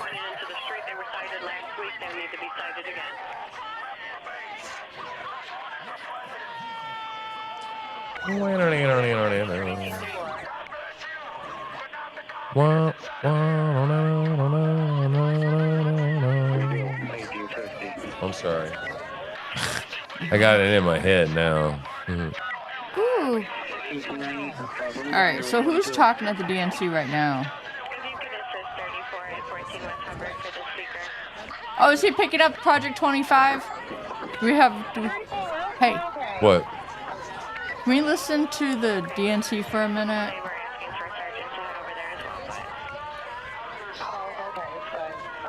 Oh, hang on. Yeah. Okay, hang on. That background noise is giving me a really bad headache. I'm sorry. Oh no, it's not your fault. Yeah, let me get the audio going on here. DNC feed. Page 451 says the only Oh, God. legitimate family is a married mother and father where only the father works. You know what? I'm going to take that one out. I'm going to put that in my pocket so I can share it with undecided voters so they better understand what's at stake this election. This is like as bad as the dossier. Trump has nothing to do with Project 25. It's a heritage foundation. Right. And there are some good things in there, and there are probably some wacko things in there To too. control our reproductive and personal choices. Look, as a Redditor, gamer, entrepreneur, and Swiftie. He's a Swiftie. He's a fucking Swiftie, and he admitted it. No testicles, guys. Fucking Swiftie. Oh my God. Freedom, internet freedom, and Can't take these people seriously at all. At all. telling families who can and can't have Idiots. kids who to marry or how to live our lives. These Project 2025 people, like Trump and Vance, are not just weird, they're dangerous. Weird. Oh, They we're wanna take dangerous us now. backwards. But we aren't going back. Like ever. Like ever. What an Ever. idiot. Oh my God. They're all cucks and banjos They're all cucks too. and fags. Jesus Lord. Yep, fiddles and We're banjos. saying, I'm saying it again. Fags. Fucking faggots. Ooh. That's sad, man. I mean, what, you know? Representative Debbie Wasserman Schultz. Oh no, Debbie Wasserman Schultz. Oh, how can Jews vote Democrat? I don't get it. Oh, I don't get it either. Let's check out the hair. Can we see? I can't see. I bring you a cautionary Hang on a minute. tale. For the people of my state, Project 2025 isn't just a threat. Why are they talking It's about a reality that we battle every day. From the classroom. Well, she looks really to good the for emergency room, herself. Governor DeSantis Yeah, she usually looks like she got hit with an ugly stick 2-3 times. Beat. Now it's only like once and a half times. Maybe. Maybe on the second swing they let up a little bit. and across the state. Today in Florida, state policy requires that kids are taught racist lies about so-called benefits of slavery. Books are banned. No, it's called curation. Every book in the world is not in an elementary school curriculum. You got to make a decision which books to put in there. They're not being banned. People lie. They lie. They lie so bad. They have nothing else. Oh my God, she's cockeyed. She looks better from a distance. Really cockeyed. Did you see Wow. this? Look. MAGA Republicans deleted Wait a mentions minute. of climate change from state law. Is There you one go. eye looking at one teleprompter and one eye looking at the other teleprompter? She's a lizard. Women's health and their lives every day. I like the hair. Normally It's her hair is lazy. nasty. Oh. Named Deborah. Told you. And at 20 Oh. she got news every future Too much parent white dreads. on the left Her eye. baby's kidneys never developed. Oh. Doctors told her Ooh. that not only would her baby not survive, her own health was in danger. Her own health. Deborah couldn't get the care she needed in Florida. The right eye, I can't unsee it. I can't either, Colton. No, you can't now, right? You can't. Had no choice. Oh man, her hair looks so much better today than it usually does. It's Only a to nightmare. watch him die in her arms 2 hours later. This is Project 2025, in practice. These people are so stupid. These people are What Donald Trump and disgusting. J.D. Vance want for the whole country. But we're not going to let it happen, are we? No. I say this as a Floridian, but also a mom and an American. Not a Jew though. We can't let them do to America what they did to Florida. Are you with me? So let's fight like hell to elect Kamala Harris, the next president of the United States of America. Thank you so much.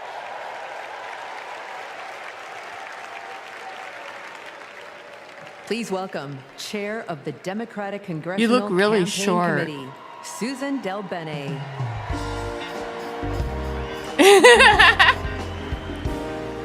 They can't see that. Oh no, who's this? It is my honor to represent the great state of Washington. Is her name The Karen? House Democrats work to take back the majority. As I travel the country, I hear the same thing. People want governance that works. They don't want tax cuts for the ultra wealthy, not a national abortion ban, or more chaos and dysfunction, or blind loyalty to Trump. In other words, they don't want Republicans in charge. We're here because we need to elect Vice President Harris and Governor Walz. Yeah. Mm-hmm. And giving them a Democratic Congress is how we turn promises into progress.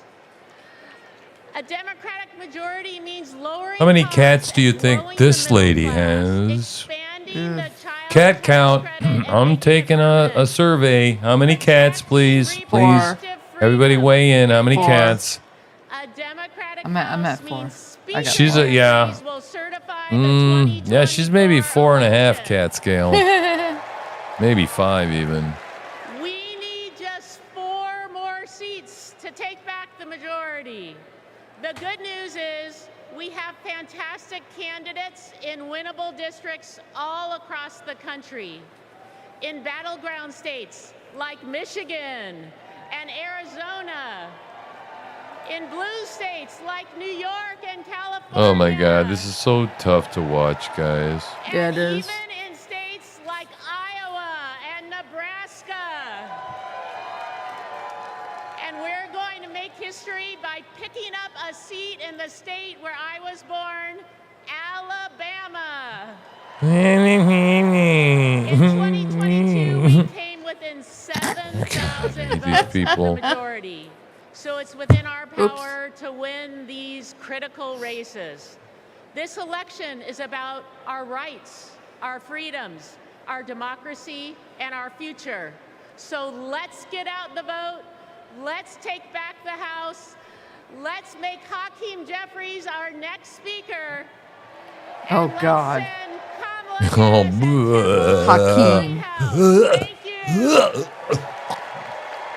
God, I hate Hakeem Jeffries. Building I a bomb do not- shelter this weekend. do not- Yeah, I'm Please seriously welcome contemplating Minnesota Russia. Attorney General I've been Keith thinking about Ellison. Mother Russia.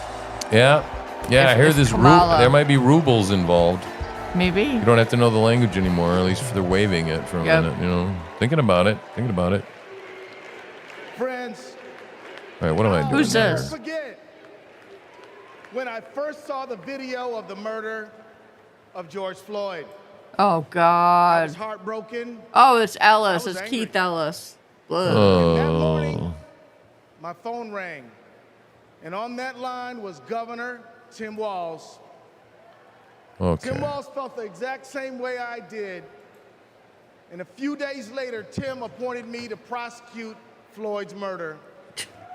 Yeah, we know why. Almost Crooked. a year after that, minutes after the guilty verdict came down, my phone rang again. And it was Vice President Kamala Harris calling to congratulate my team and the work.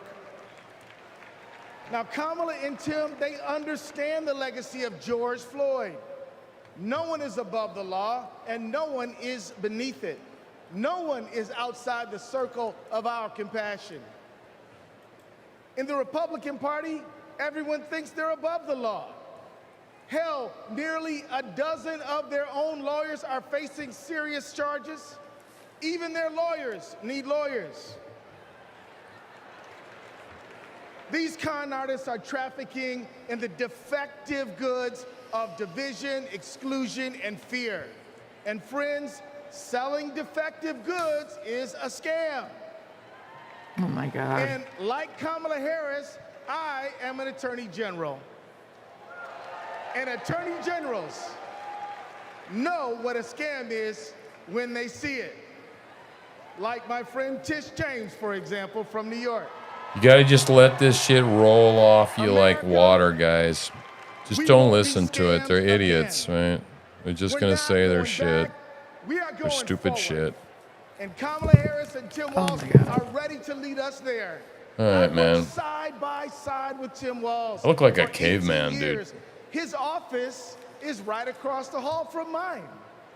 And I've seen him deliver for the people of the state of Minnesota every I day. need some more light in here. Everybody knows Minnesota is one More of the light. best states to live in, Wakey, wakey. to raise a family, to do business, and we've got the best voter turnout in America. Ugh. Hate these people. Kamala and Tim, they fight for the people, and they also listen. And when Okay, they wakey, say we wakey. need Hands a off, Snakey. ceasefire and an end to the loss of innocent lives in Gaza, and to bring hostages home, they're listening, friends. Yeah, no, they're not. They agree with us. What? There are people watching tonight, and maybe even here tonight, who aren't sure yet about Kamala Harris and Tim So Walz. I think I'm operating at If you want to know where they stand on some of the most urgent issues Just facing our about, country Max. and the world, let me assure you, Kamala and Tim Full power, hear you. man. They listen. It's like I got all of They it going care. on, man. I got a live stream going on. We're everyone patching in is live included guests. We got the in phone their circle of patched in. All you compassion. got to do is hit that little Bluetooth They button and I believe that immediately pop people everybody in to counts. record them. And everybody matters. This is great. This is Let's crazy put a stuff, stop man, that we're to the getting into scam now. of Donald Total Trump craziness. once and for all. And let's put Kamala Harris and Tim Walz in the White House. Let's go win. That's why I only have one headphone on at a time usually. And then I switch my ears sometimes. Yeah. Yeah, I did that. Because one too. ear gets too sweaty. Have you ever discussed sweaty ear. Special Counsel Mueller or his investigation with anyone?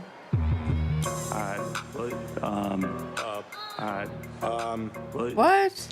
Could you repeat that question? Has the president or anyone at the White House ever asked or suggested that you open an investigation of anyone? Yes or no, please, sir?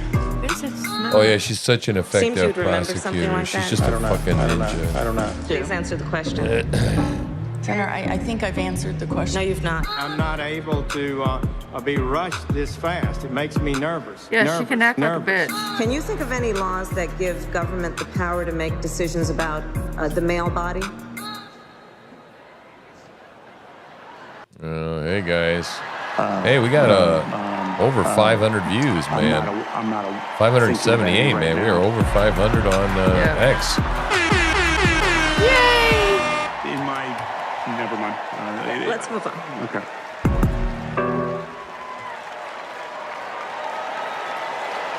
Please welcome Michigan Attorney General Dana Nessel. Oh my God.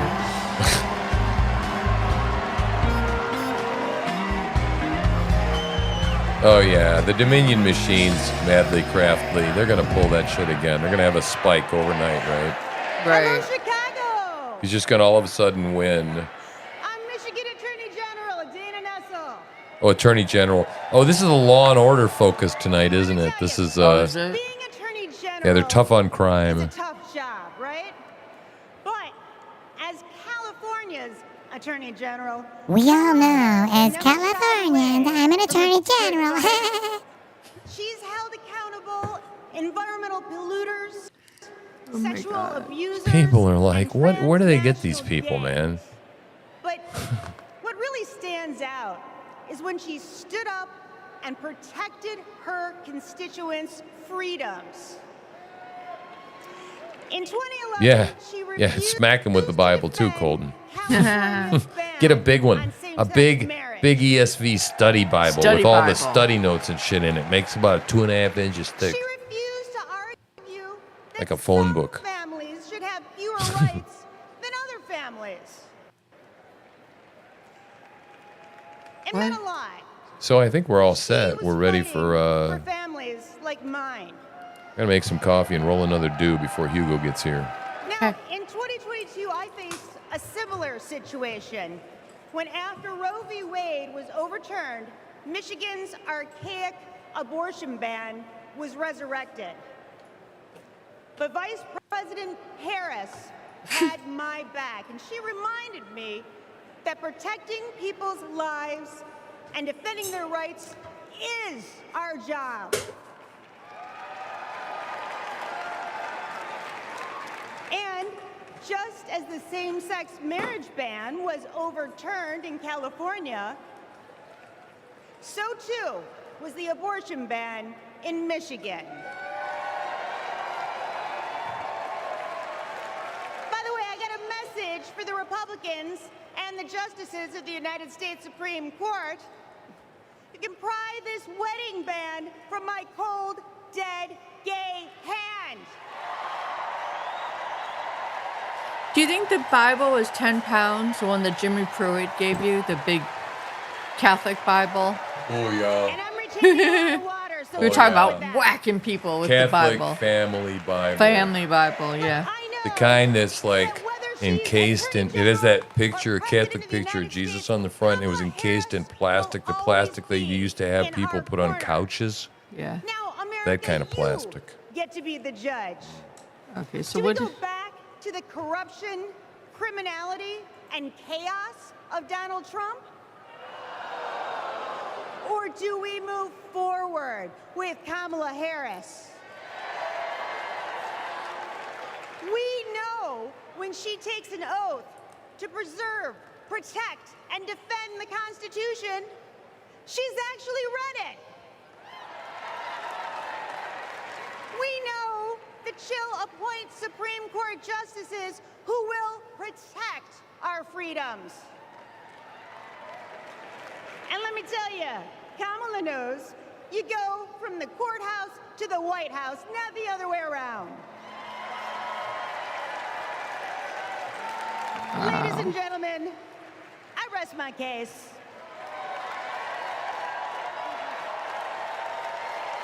Whoa.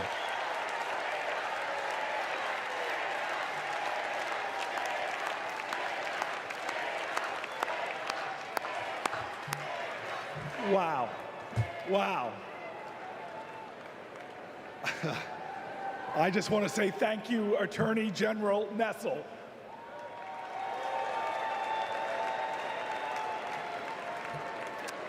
So coming up, we have John and Rachel, proud, loving parents of 3.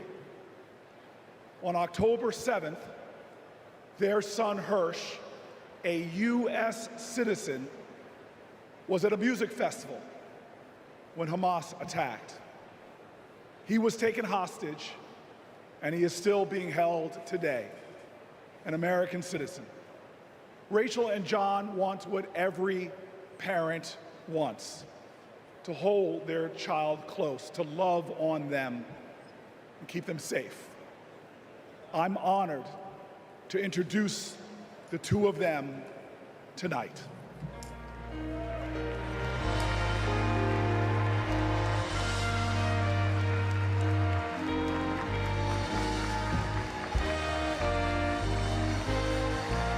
I don't know if I'm gonna shave before winter. Huh? I don't know if I'm gonna shave before winter. Oh, yeah. Probably not. Be cold. Yeah, I'm not gonna spend much time on it.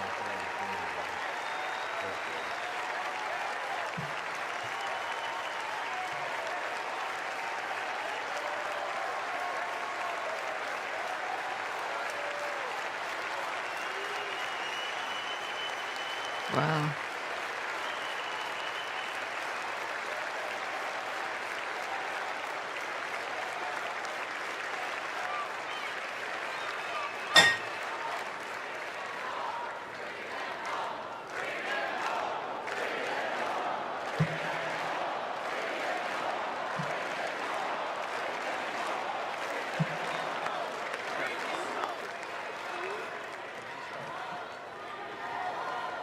At this moment, 109 treasured human beings are being held hostage by Hamas in Gaza.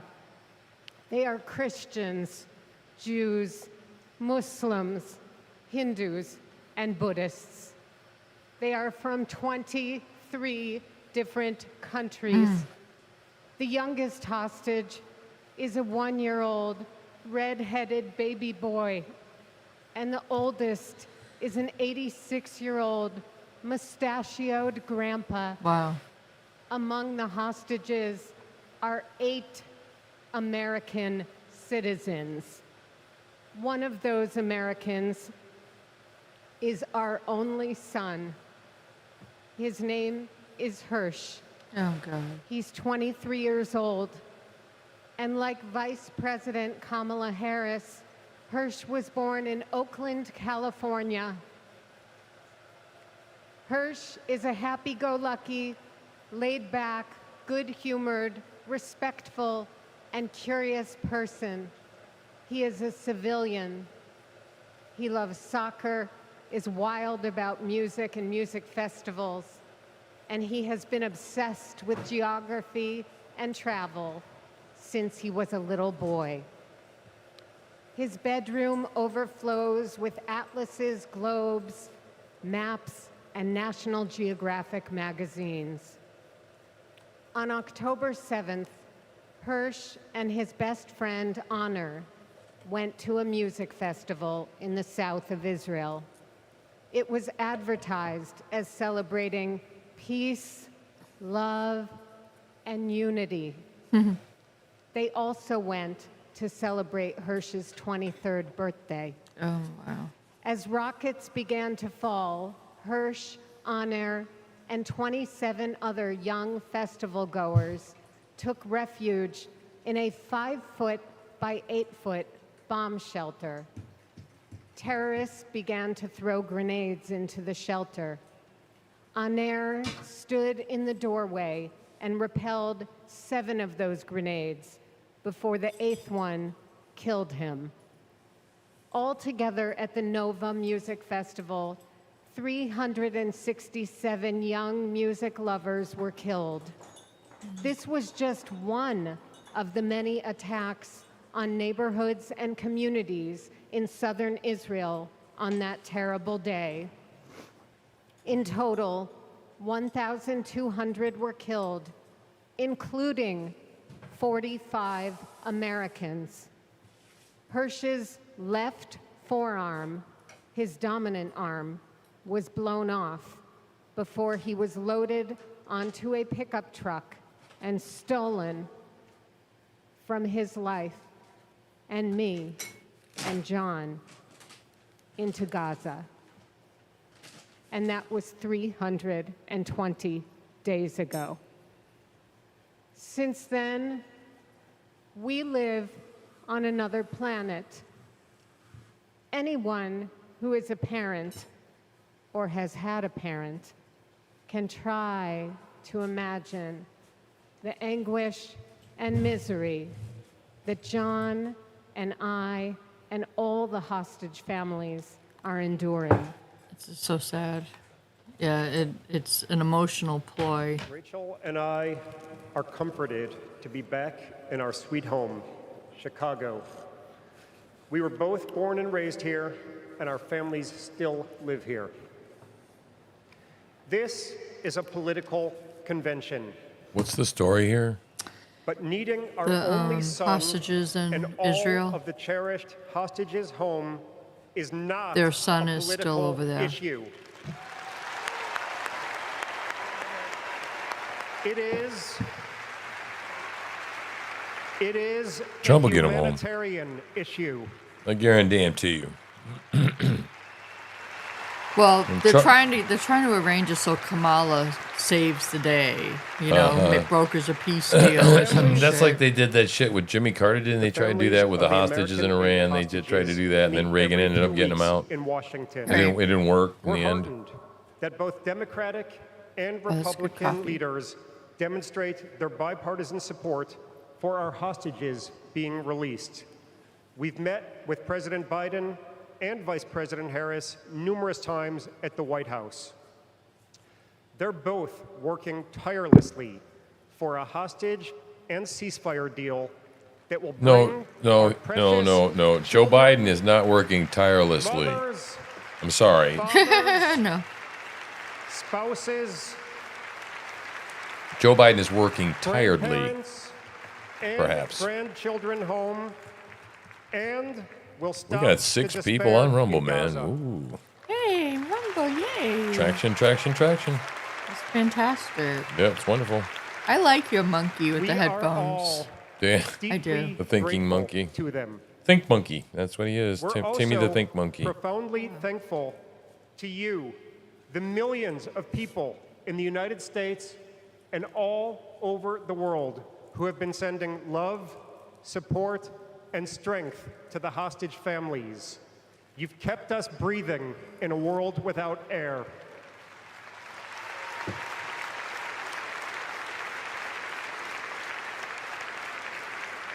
Wow. There is a surplus of agony on all sides of the tragic conflict in the Middle East. In a competition of pain, there are no winners. Israel was not attacking Hamas In our Jewish until they tradition, poked the we bear. say, I mean, I just gotta say that, okay? I just gotta bring that to everybody's person attention, is an entire okay? universe. We must save all these universes. So, when they come in, did you send... Universes? What the fuck is he talking about? I don't know. Is he living in a multiverse? Maybe. In an inflamed Did you Middle give East, Hugo a we link? know the one thing. I did. Is it going to most come up over there? immediately Release pressure. He's going to bring pop up calm right to the there. entire region. A deal that brings this diverse group of 109 hostages home and ends the suffering of the innocent civilians in Gaza. I can't imagine their son had his arm blown off and then he was kidnapped. I mean, is he really still alive? The time is now. So bad. Hirsch. There he is. If you can hear us, we love you. Stay strong. Survive. Bring them home.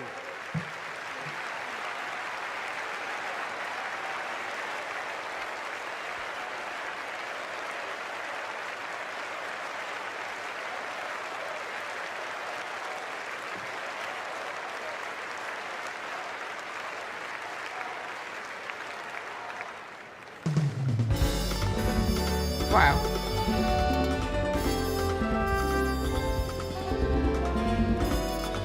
Oh, it's elevator music. Ugh. Oh, that's terrible. So bad.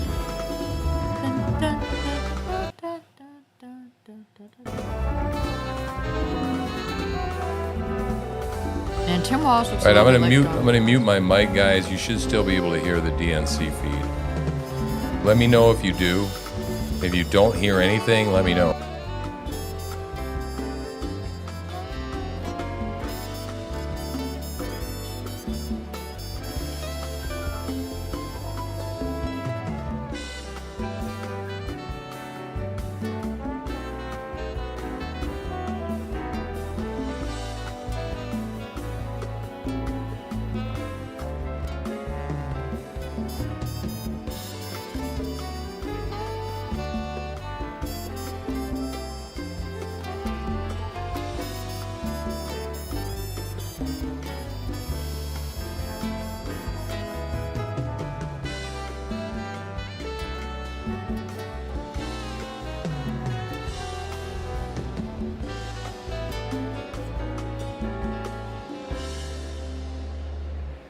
Now, some of you may have the wrongful impression that I'm about to sing with this man. That ain't gonna happen. But I'll tell you what, I want to bring you all to a street in Newark, New Jersey called Martin Luther King Boulevard. On that street was this incredible housing project called Brick Towers.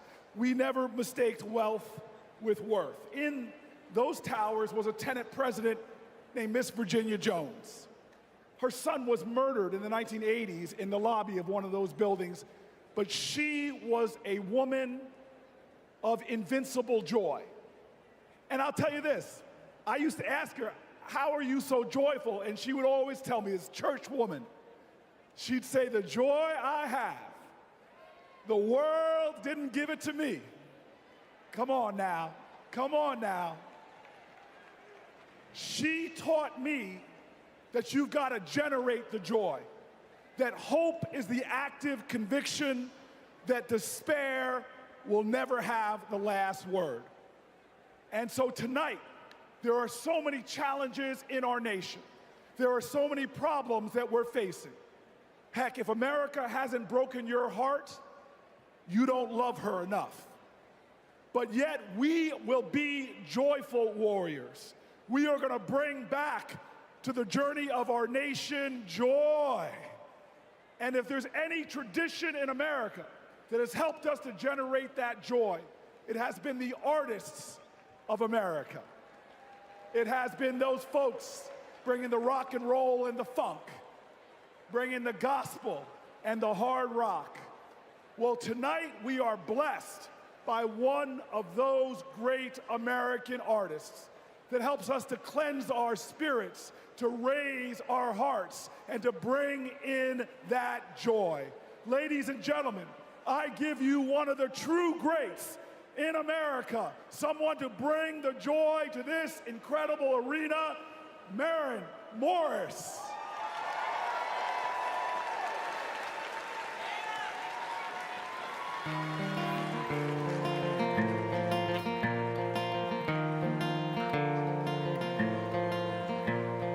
If you don't like it, get the hell out. That's what they yell when I open my mouth. A stick is a stick, a stone is a stone, but who's gonna care if I don't? Who's gonna change if I won't? When time turns this moment to dust, I just hope that I'm proud of the woman I was. When lines of tomorrow are drawn, can I live with the side that I chose to be on? Will we sit on our hands, do nothing about it? Or will we leave this world better than we found it?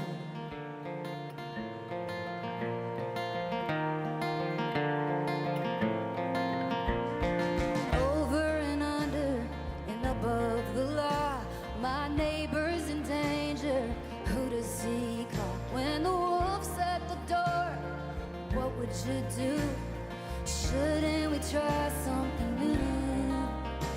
We're over a barrel and at the end of one, two. When time turns this moment to dust, I just hope that I'm proud of the woman I was. When lines of tomorrow are drawn, can I live with the side that I chose to be on? Will we sit on our hands, do nothing about it? Or will we leave this world better than we found it?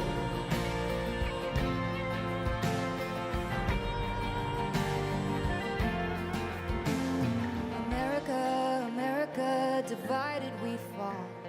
America, America, God save us all from ourselves and the hell that we built for our kids.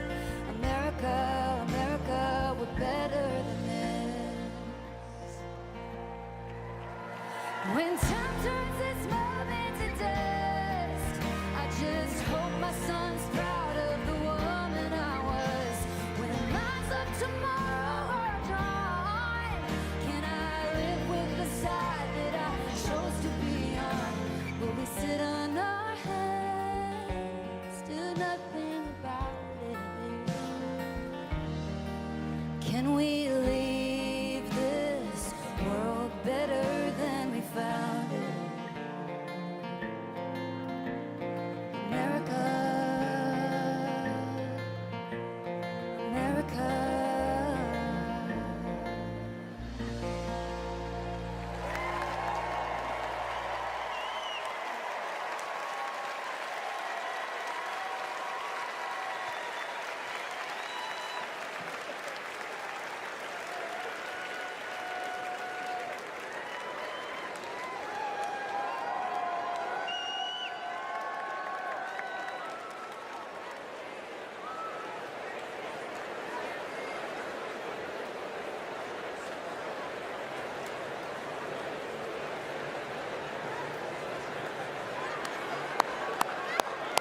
All right, all right. You know what? I'm inspired. Maybe I will sing a song. To Donald Trump, a little B.B. King classic, The Thrill Is Gone.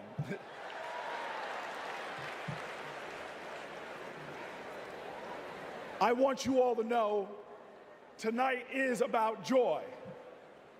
American history, our common history, is a testimony to taking on the insurmountable and achieving the impossible. That should bring us joy. Our progress never ever came easy.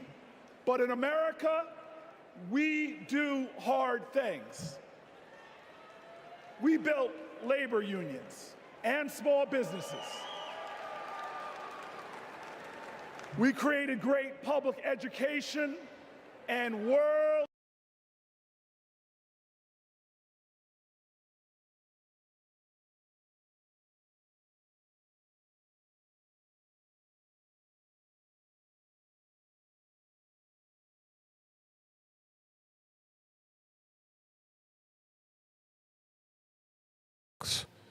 Okay, hi guys. Let's confirm that we got 5x5 audio. Everybody can hear me out there, please. Yeah. We are back. It's just a little past 8 o'clock. And we have a special No. guest tonight. No, they Pop will. music, dead air. Yep. Mike should be working. 5x5. 5x5. Good. That's what I needed to hear. So, okay, good. We're going to do a little something special tonight, and we're going to take a break from this. It's not quite dark. I think it'll get, hopefully, well, not hopefully. After, no, I would never say that. I would never say that hopefully it gets randy after dark over there with all the protesters. I would never wish the Democrat snake to eat itself like that, like it's doing right now. No. I would. That would be unchristian of me, right? I would. So anyway, yeah, we've been having fun, but it doesn't look like it's popping off yet.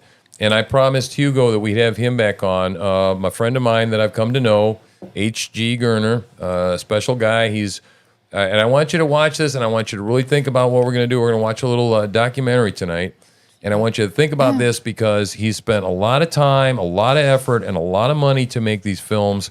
This is his second one. He's coming out with a third one. On the 7th of September, and we're going to stick with Hugo, and we're going to help him promote all that, and we're going to spread the message because this is a fantastic a piece of information, and it's called Defining a Nation, right? And it's a 30-minute thing that is well worth everyone's watch. So that's why I decided I'm going to do this right in the middle of the DNC because the DNCs are a bunch of damn commies anyway. They're Marxist bastards. Yeah. And, we've been listening to this gaslighting for 3 days now.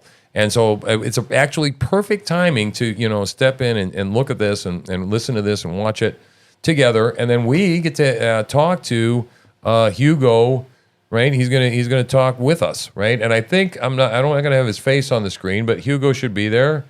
Hello, Hugo, can you hear us? Hey, everybody. Yeah, there he is.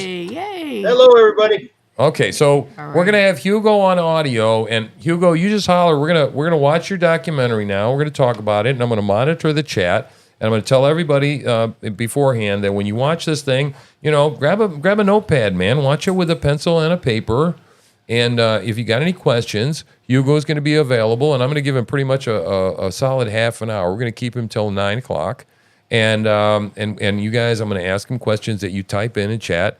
And it's going to be a great time. And I think it's better than the panel. I think the chat, I've been to these kind of things before where the chat seems to work really well. And I think we got a great audience and they're going to ask some great questions. So I think I'm just going to pop over there to the screen. And again, Hugo, if you want to just pipe in and you want to pause and you want to make a point there, you just be sure to let me know, right? You'll do that. Let's just run the whole documentary, have people take notes, and I can answer, and we'll talk about this after the documentary. Viewing the documentary in its entirety, I think, is the best way to go. Good. Perfect. Okay, well, let's do this. I'll publish that here. And then I will find where it's at. Where is she? There she is right there. And we will hit play. There we go. Yay. Now the movie, folks.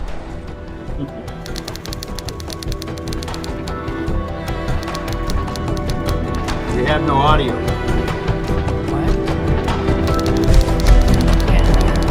Hang on. I'll start it over. If they can't hear, they should be able to hear it.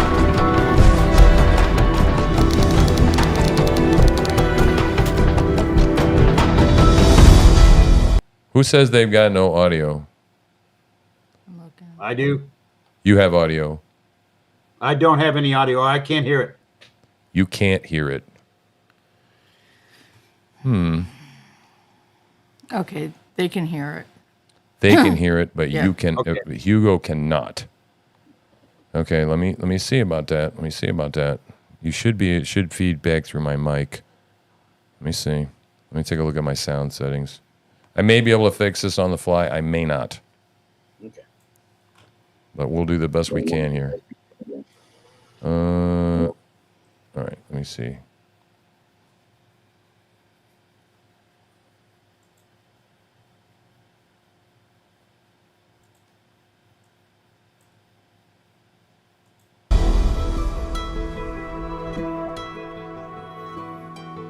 There's nothing special about being American. None of you can define for me what an American is.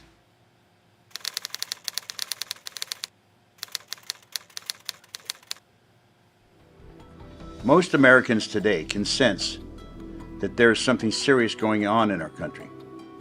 It's a feeling of angst. It's I a can feeling of fix genuine, this. Hang on a serious second, concern. Hugo.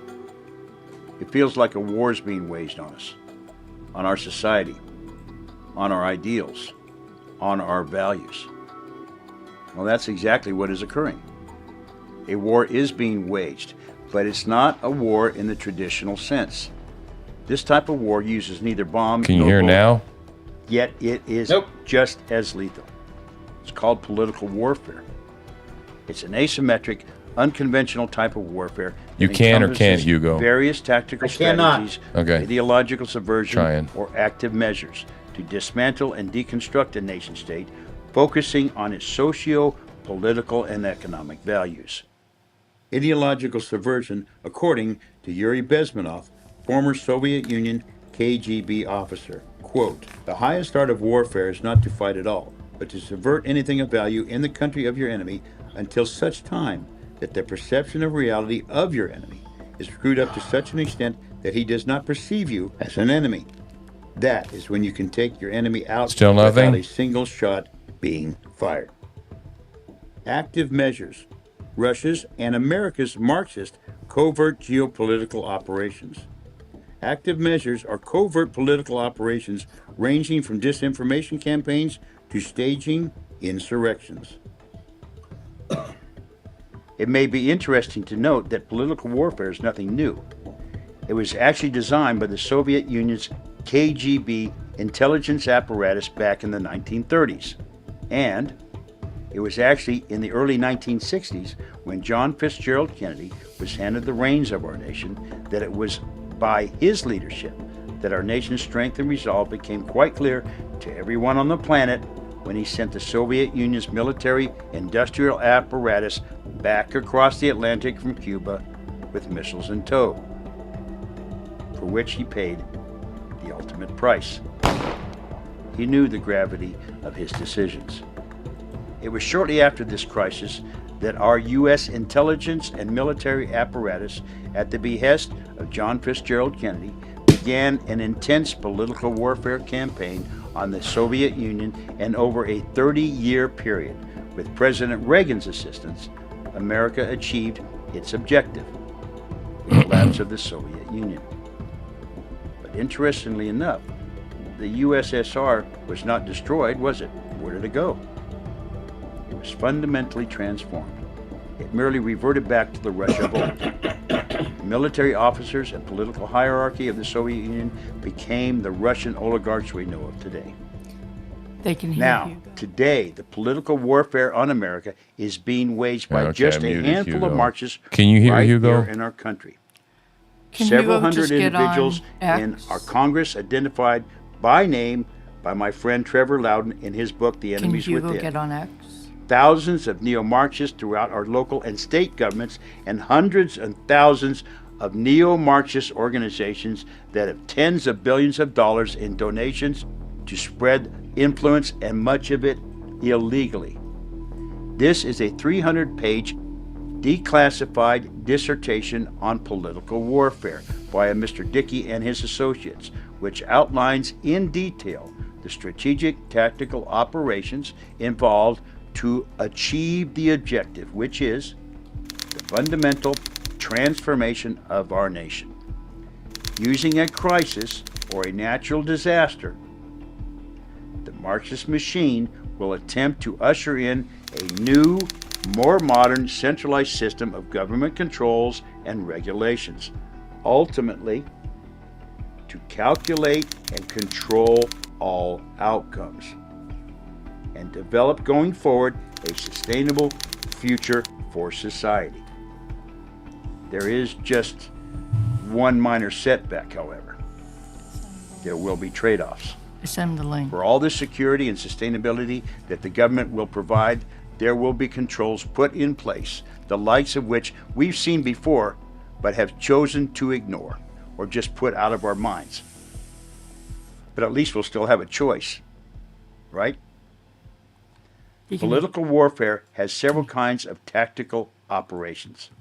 Here are the 5 most vital components for achieving the objective. 1. Demoralize and destabilize the public using mis, dis, malinformation by those in power, the Marxist mainstream media, and the social media. This is a 300-page report from the RAND Corporation written by Mr. Mike Mazar and Associates, titled Hostile Social Manipulation.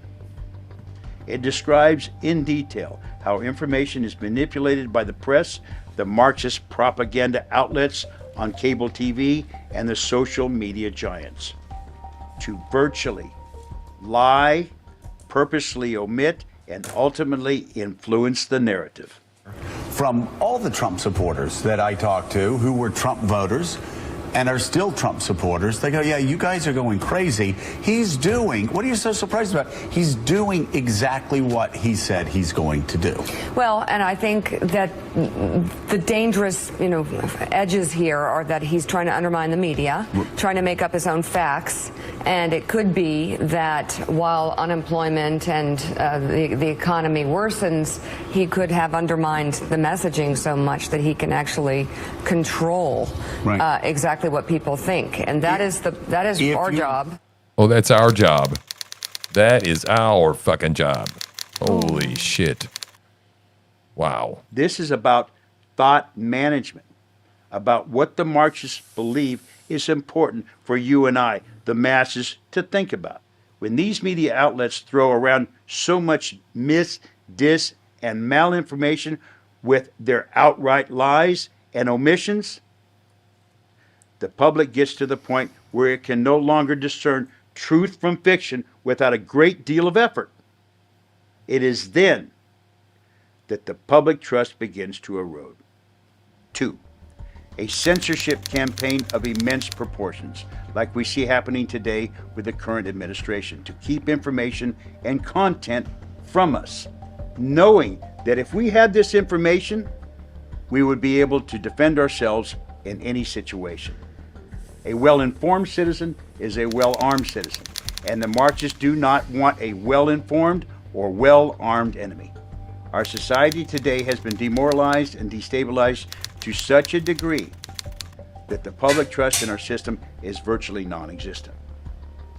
And now, the door is wide open for a fundamental transformation of such magnitude that our ability to choose our own path and direction could disappear forever. This is about manufacturing consent. 3. The ideological subversion of our children. Starting almost 40 years ago, the Marxist machine went directly after our children, K through 12. Children are malleable and they can be taken in any direction, and the Marxist machine knows it. If we think for 1 second that we can leave our children alone in the classroom or out in the open for the Marxist onslaught, I beg you folks to please consider the ramifications. We are witnessing the Marxist handiwork today with the militant wing of their movement here in America called Antifa.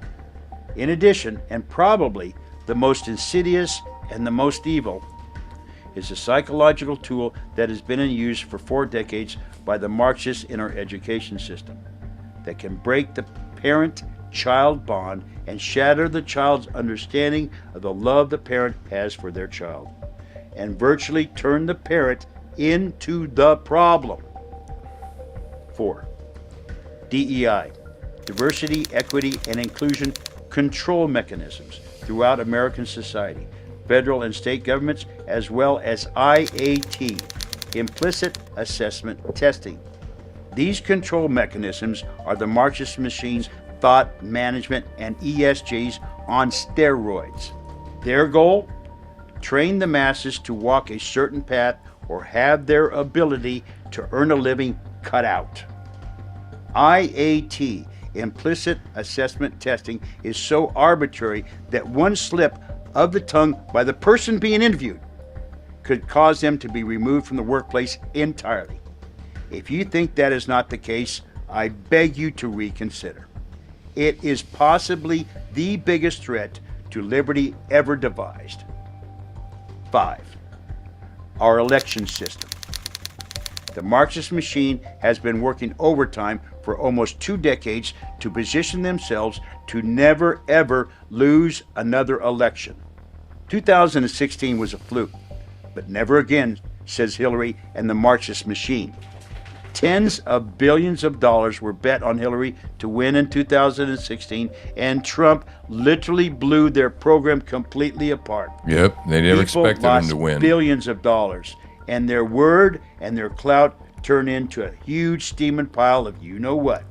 And that sent the Hillary billion-dollar backers into a state of pissed off that will echo for decades. And now, all indicators point to one truth.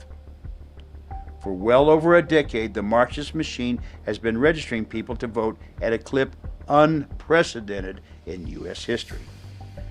That's how the system gets gamed. Mark Zuckerberg, remember him?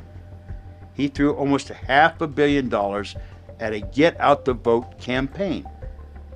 But what it was, that was so a wrong. Voter registration campaign of immense proportions.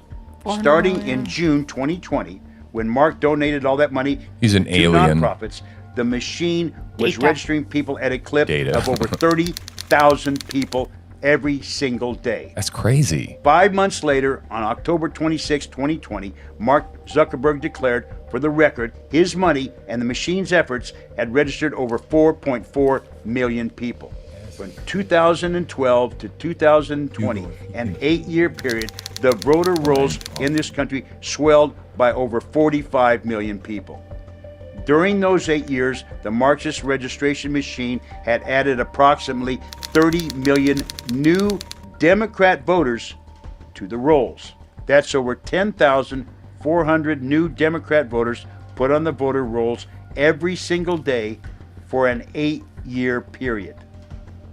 The next question is begging to be asked. How many of those people are legally able to vote, i.e. meaning non-citizens?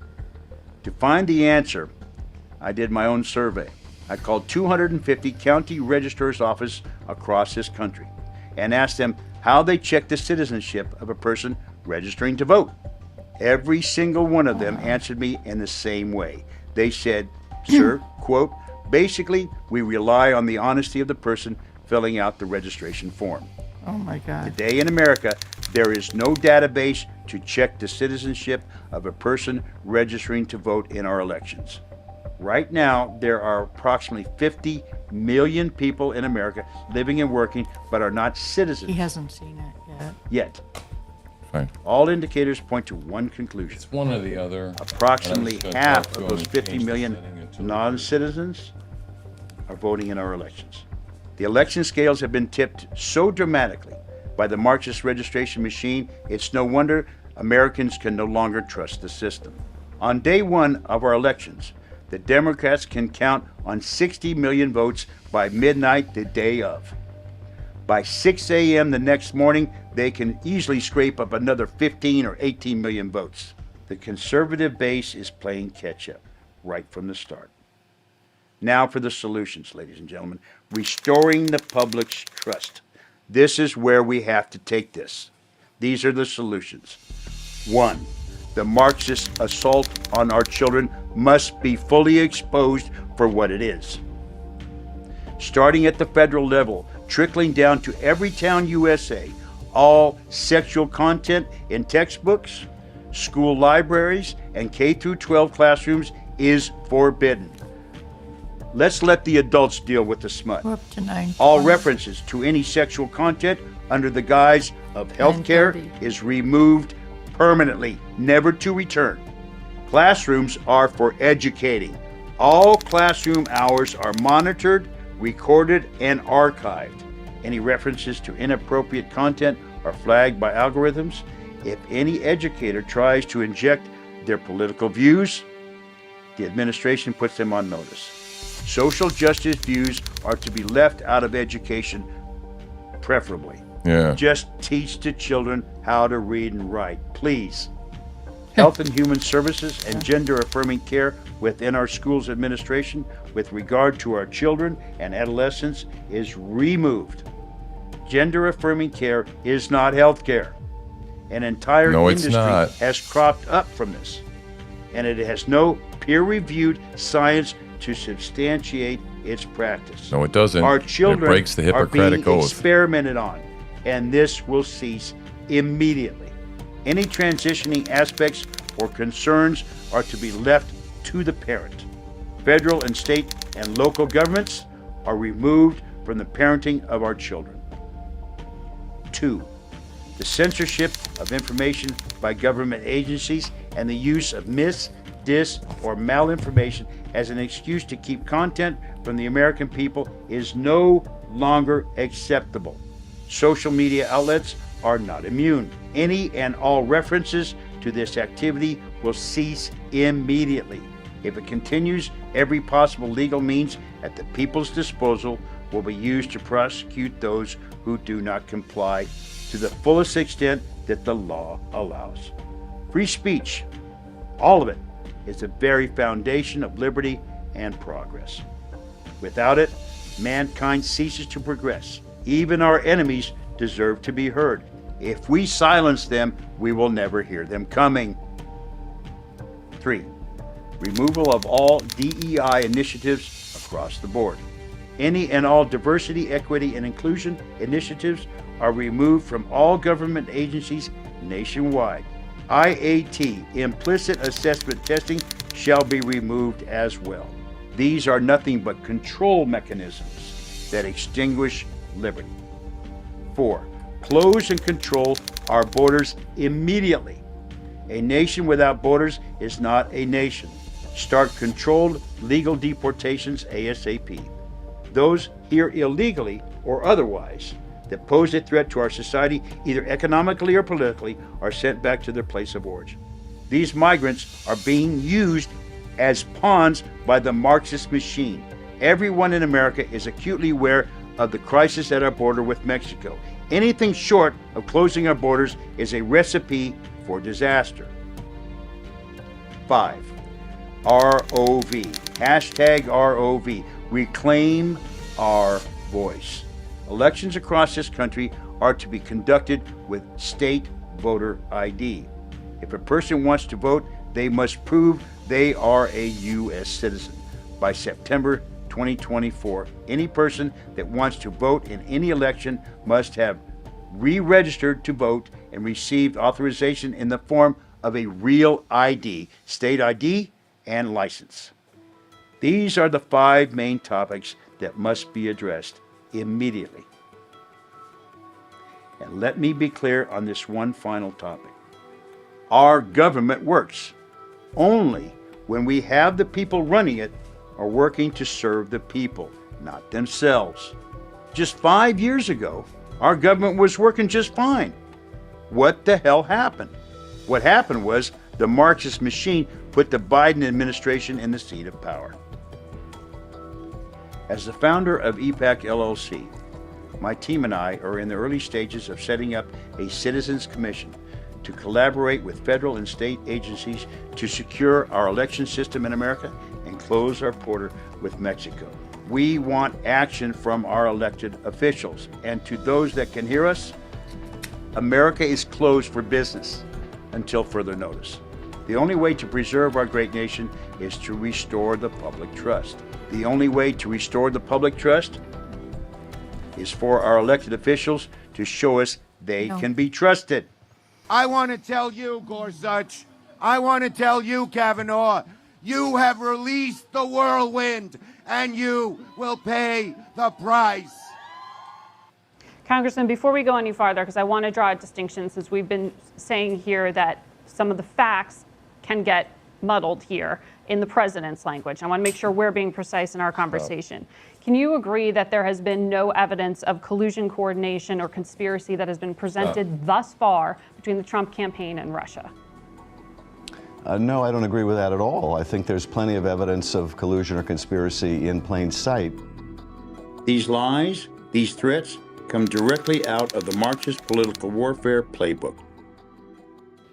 To make matters worse, this representative perpetuated these lies while he was chair of the House Intel Committee and consistently implied, if not outright stated, that he had inside information. In that capacity, he lied about how the FBI and DOJ obtained and renewed a FISA warrant. The FBI and DOJ officials did not omit material information from the FISA warrant.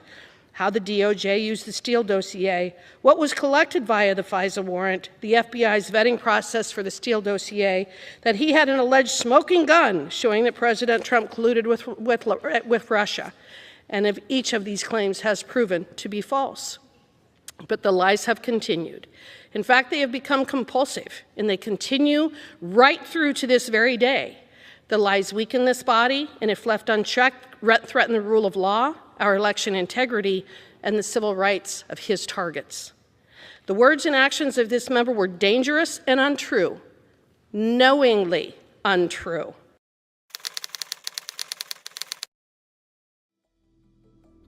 As an added note, my team and I at EPAC reverse engineered January 6th.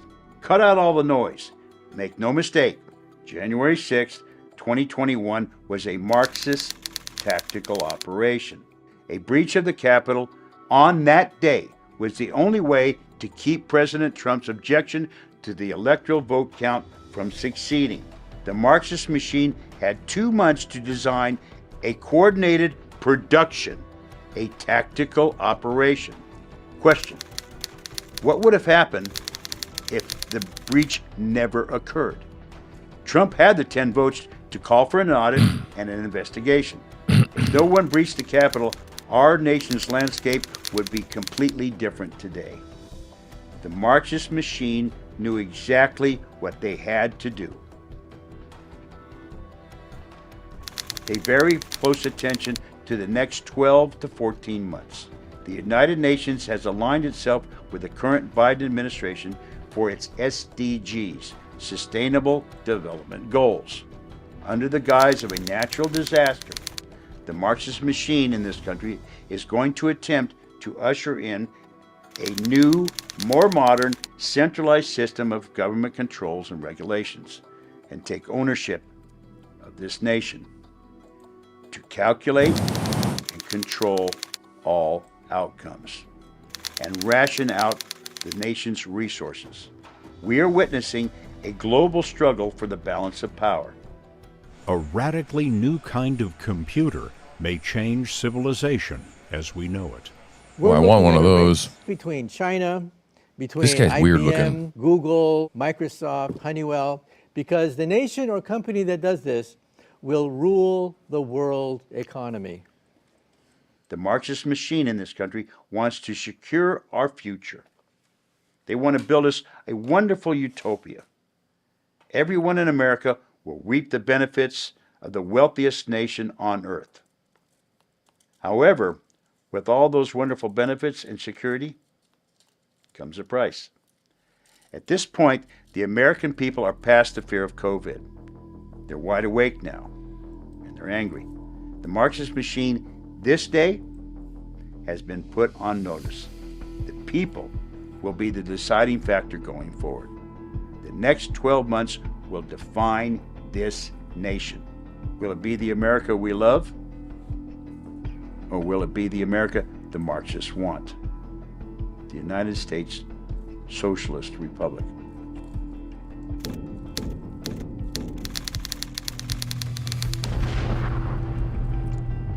It's a time of choosing.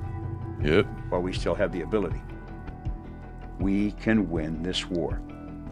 With citizenship comes responsibility. It's up to us now. It's up to us to secure the blessings of liberty to ourselves and to our posterity. And Joe, in case you're listening, you made the statement, no one can define for you what an American is. That's us, Joe. That's us. You and me and we. Joe, we are citizens of this great nation. We're Americans, Joe. When American called, we showed up. We have spilled our blood to preserve and protect this great country over the years. That's who we are, Joe. We're Americans.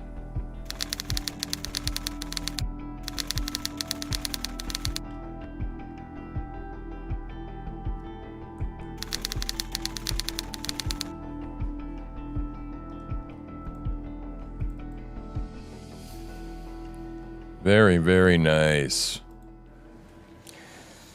We gathered together at a moment of great division, at a moment of great passion. We have seen, and no doubt will continue to see, a great deal of moralizing from both sides of the aisle.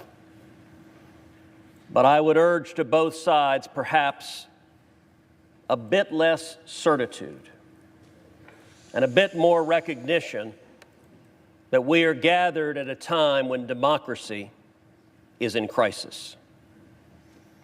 Recent polling shows that 39% of Americans believe the election that just occurred, quote, was rigged. You may not agree with that assessment, but it is nonetheless a reality for nearly half the country. I understand your concerns, but I urge you to pause and think. What does it say to the nearly half the country that believes this election was rigged if we vote not even to consider the claims of illegality and fraud in this election? And I believe there's a better way. The leaders just spoke about setting aside the election. Let me be clear, I am not arguing for setting aside the result of this election. All of us are faced with two choices, both of which are lousy. One choice is vote against the objection. And tens of millions of Americans will see a vote against the objection as a statement that voter fraud doesn't matter, isn't real, and shouldn't be taken seriously. And a great many of us don't believe that. On the other hand, most, if not all of us, believe we should not set aside the results of an election just because our candidate may not have prevailed. And so I endeavored to look for door number 3, a third option, and for that I looked to history, to the precedent of the 1876 election, the Hayes-Tilden election, where this Congress appointed an electoral commission to examine claims of voter fraud. 5 House members, 5 senators, 5 Supreme Court justices examined the evidence and rendered a judgment. And what I would urge of this body is that we do the same, that we appoint an electoral commission to conduct a 10-day emergency audit, consider the evidence, and resolve the claims. For those on the Democratic aisle who say there is no evidence, they've been rejected, then you should rest in comfort. If that's the case, an electoral commission would reject those claims. But for those who respect the voters, simply telling the voters, go jump in a lake, the fact that you have deep concerns is of no moment to us. That jeopardizes, I believe, the legitimacy of this and subsequent elections. The Constitution gives to Congress the responsibility this day to count the votes. The framers knew what they were doing when they gave responsibilities to Congress. We have a responsibility, and I would urge that we follow the precedent of 1877. The Electoral Count Act explicitly allows objections such as this one for votes that were not regularly given. And let me be clear, this objection is for the state of Arizona, but it is broader than that. It is an objection for all 6 of the contested states to have a credible, objective, impartial body hear the evidence and make a conclusive determination. That would benefit both sides. That would improve legitimacy of this election. I would urge my colleagues, don't take perhaps the easy path, but instead act together, astonish the viewers, and act in a bipartisan sense to say we will have a credible and fair tribunal, consider the claims, consider the facts, consider the evidence, and make a conclusive determination whether and to what extent this election complied with the Constitution and with federal law. In September of this year, 2024, the Biden administration and the United Nations are going to declare a global climate change emergency. Just go to preservingamericaepac.com, click on the header, Know Your Rights. We're going to give you the information to preserve and protect your liberties, know your rights, and push back when they try to take ownership of this country. We can win this war. God bless all of you. God bless Americans. And God bless anybody who wants to be an American. And God bless the United States of America. Very good. Now is the time of choosing.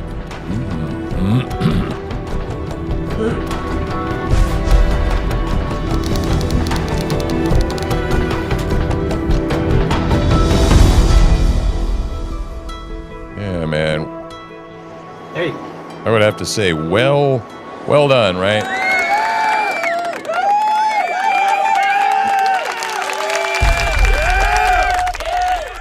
All right. Very, very, very wonderful. All right, let me go to the next panel here. You can hear me, Hugo, right? Yes, I can. All right, so let me go You hear me? to interview panelist. Yep, I can. Let me see. All right, where are we at now? I'm confused. Interview panelist. Oh, what happened here? Hang on, stick with me. Getting confused. Window capture, what happened? Oh, I know what happened. Okay. Nope. There we go. I got you. All right, here we go. Can you see me? Can we ever see everybody? You can see me. I see you.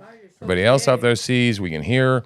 So welcome again. Welcome back, Hugo. I'm large. I know. I'm all over the place right here. So, yeah, I made some notes, and I don't want to spend a lot of time talking, but some observations that I had, and I get more out of it every time I watch this thing, and I'm really glad we watched it again. I'm glad you came back, and I really appreciate that. I know it was frustrating last Friday, and I know it was even a little frustrating tonight. You had the audio, but, you heard it back through the Twitter, so it worked out okay. That's okay.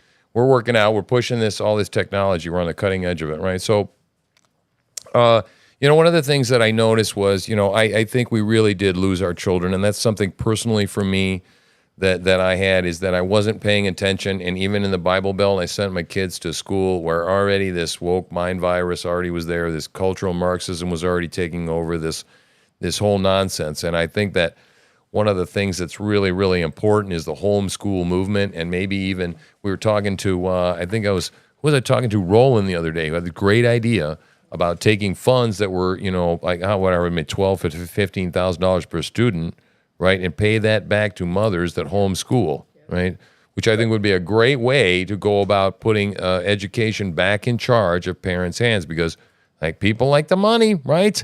So if you give them the money and you're like, but they got to pass tests, they got to be able to pass these certain things, and in order to qualify for this, they got to learn about the Constitution, they got to learn about the Bill of Rights, they got to learn about yada, yada, yada, and so on and so forth. As some real history, not this 1689 crap that we got going on and all this other stuff.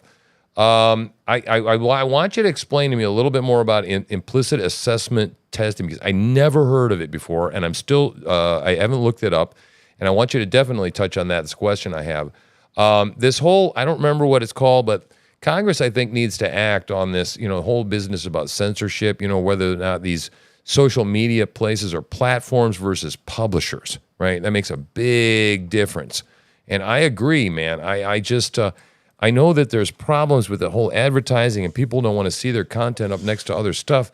But this idea that about critical information, that the public square, right, which is the internet, is in any way censored regarding free speech on elections or medical stuff, this misinformation in the vaccines, I think is wrong. And I definitely think that we've got to drill down and figure out how to fix that.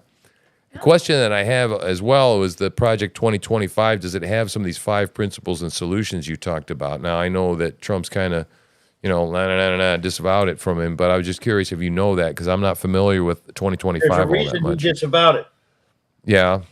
There's an absolute, very simple reason. Mm-hmm. If you ever notice, you haven't heard a lot about Project 25 or the Heritage Foundation, right? Right. And as soon as it basically came out, I was handed the 883-page book by the gentleman who wrote this, who designed Project 2025, Paul Dans. He handed it to me in Washington, D.C. at the Monocle. We were having a bite to eat and some beverages, and he handed me the book, and he said, I want you on the team. More importantly, within that structure, within that 883 pages, is everything that Trump wants, and they went right after. I said Heritage Foundation, the Project 25. They annihilated. They just canceled the crap out of it. What he did, and he did this on purpose. He said, "No, I'm not going to go after them." Right. Why did he say that? Because once you deny, I'm not going to. These guys are idiots. That calls off the dogs. Right. What we don't want is the Heritage Foundation and Project 2025 to be in the news. You don't want to be in front of that stuff because they will eat you alive. They will cancel you out. What you want to do is be back, and I may say this, in the shadows or not out. You definitely don't want to be out in front of it. Basically, everything that Paul Dance put in that was because he knew how the system operated. There are literally 50,000 or more, I would say in excess of 70,000 left-wing bureaucrats within D.C. I go there twice a year, irregardless. I was on Senator Ted Cruz's campaign. I go through the halls of justice, through the halls of Congress. I talk with these people. I was just brought them this the other a few months ago. But more importantly, what we need to do is get rid of the bureaucrats. Paul Dance was Trump's director of the OPM, the Office of Personnel Management. He was there. He was director. He ran it all. More importantly, once Trump was out of office, then he lost his job and he went to the Heritage Foundation and they started working on Project 2025. The whole goal is to get them off the radar. Oh, no, I'm not going to use them. Yeah. Not going to use them. Yeah, and that makes perfect sense. I mean, you don't necessarily want an enemy to know all your plan, and they'll take every bit of it, twist it, and then, as a matter of fact, they were waving that thing around at the DNC tonight. They were waving around pages of Project 2025 tonight. What some chucklehead was. So yeah, they're really trying to pin it on them, and they're pushing that message real hard. We had a comment from one of our people that are watching out there, Blockade Runner, said that we need to pull all of our kids out of public school so these political teachers get laid off, right? The system collapses. You need to call and then we can rehire them, right, in different places in a different structure. What are you saying? We need to call it government schools. We need to stop calling it public schools Mm-hmm. and say what it is. It's a government school. Get your kids out of the government school. schools. Yeah, because they're indoctrination factories, right? I would agree with that statement, definitely. They've been that way for a long time. But back in the 80s, in my book, this book right here that I wrote, United States Socialist Republic, the Liberal Marxist Machine, and the Men, Method, and Means to Fundamentally Transform the Country. On page 1, I talk about how they went right after the kids, after our children, kick-started the Marxist political warfare on chapter 1. Sure. But more importantly, you talk about government schools. In speaking to Mr. Blockade or Blockade guys, you know what? I love that idea. However, that's a great idea. However, what we want is charter schools that are paid for by the people, that basically the teachers, are going to teach the kids to freaking read and write. Yeah. Not all this crapola. Right. Charter schools, the public schools, and Mrs. TruthSlinger just nailed it. It's government schools, and they're screwing this shit up. More importantly, this war began, and this is how it really got kickstarted. They went right after our children, almost 40 years ago. Now what are we seeing? Antifa, all these 30 and 35, 28-year-old kids that are now Columbia University. It's absolutely astounding. And this can be fixed with vetting of the teachers and charter schools. And basically, the taxpayers are going to have to get involved. And it's the parents. Homeschooling is quite, I guess, we don't want to leave it to the mothers. It's not just the mother's job. It's the mothers and the fathers. But do they have time to teach their children? No. That's why we need, like your Miss Truthsayer said, get the government out of it, and we buy the schools, and we make sure that the teachers are vetted. Yeah. Well, and even in the homeschooling communities, I think that a lot of these solutions that we've been talking about, one of the things that we're going with here with the TruthSlinger Project is local, right? Local. And so I think that the way we govern our lives the best is when they're governed locally and in small things. And then that's why many of the Amish, the communities and ordinance work very, very well, because it's a self-contained thing, right? And they teach their children and this, that, and the other thing, the basics of what they need to know, and they know how to measure, how to figure out how many board feet come out of a log. That's and all why those. you have counties. Yeah, exactly. Yeah. And that within those areas too, a group of families can get together. And I'm out here, I've got a degree in physics and math, and I probably couldn't integrate myself out of a wet paper bag anymore, but I certainly know how to do arithmetic and algebra and all these things that are the basic things, and then, could teach groups of people. Hang on a second. Wait, hey, hold on just a second here. Did you just say you have a degree in physics? Yeah. A master's degree? No, physics and mathematics. It was a dual. It was undergraduate. Yeah. Okay, but you still have a degree. Yeah. Okay. Now the game has just changed a little bit. I am so far away from. I can barely add and subtract, but now I understand who you are. Now I understand, Tim, where you're coming from, dude. I couldn't figure out why is this guy's got a level freaking head. He's out there smoking blunts and why is his head so? Your head's on straight, dude. I'm telling you. Now I got it. Yeah, and on top of that, I got a master's in divinity from Southern Seminary. Southern Seminary. On top of that, so yeah, I'm a theologian too. But you know what? Thermometers have a lot of degrees too, and you know where they put some of them, right? So there. Well, let me put. I want to point a couple of things out. And I want to ask you, people viewing it, because it looks like you got about 1,000 people viewing the documentary and stuff. Yep. I want to put this question out there to all the people that are viewing this. Here's the question: have you lost the trust or your trust in our government? How many people no longer trust our government? And that's the question I want to ask, because this is a major portion or a major component of Marxist political warfare. Yeah. In order to eviscerate your opponent, you've got to basically tear down their trust in their system. Right. The Marxist political warfare has been working diligently for over 40 years to dismantle and evaporate and eviscerate the trust we have in our system. Mm-hmm. And I'm going to tell you right now, and this, I've seen it work. I've been a part of it. I know hundreds of people in Washington, D.C. and around this country that are working very, very hard to preserve and protect our nation. You're not hearing them. They're out there working. This is what is in our documentary called Legacy of a Nation is going to be about.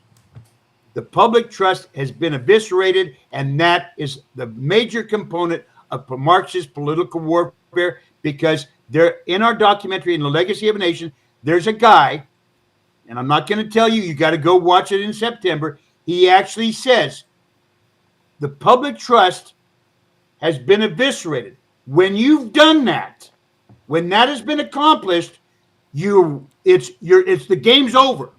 Mm-hmm. And that's where we're at right now. And I'm not going to tell you who it is, but as soon as you see the guy, you'll know exactly who he is.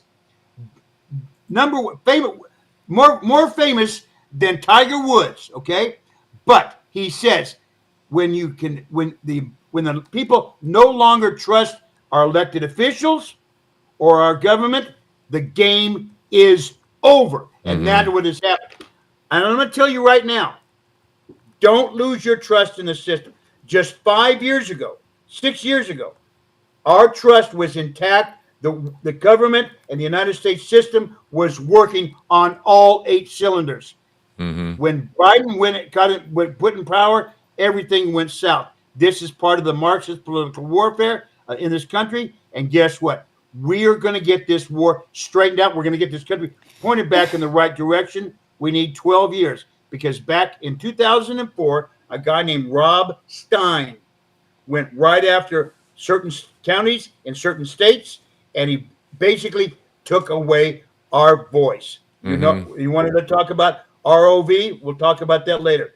I'll just let it flow. More questions, whatever. Yeah, well, as far as the question that you asked, we got a couple answers to that. I know that generally Jen doesn't trust the government, right? Hippie chick said she typed out there, no, hell no, we don't trust it anymore. And I mean, I think that's, I used to, but that just means that the playbook is effective and what they do works, okay? And I think we remember we talked to Jeff the other day and we were chatting that Jeff had this balanced approach that said, well, I don't trust the people at the top. I don't trust a certain number of people that are creating the policy that gets fleshed down through all the other mindless automatons, right? Now, I don't think I'll ever trust the government to be efficient, right? But I do trust certain local things. Like, I trust local government. I trust, I've gone down there. They've been very helpful to us over the years and things. And I trust them to do the licenses and fishing. But then we've also got, I've got a wild hair up my ass a bit, but we also have some people here that are libertarians, right? And libertarian point of view here that says I don't trust the government no matter who is in charge, right? So he's just distrustful of government in general. And you know what? It's not about me. If that individual doesn't trust the government, no matter who's it, I respect that. And then maybe one day we can have a discussion between he and I, and we can talk about it. And guess what? We'll both come away educated. Yeah. I respect his feelings. And guess what? If I may say, I know dozens and dozens and dozens of people in Congress right now.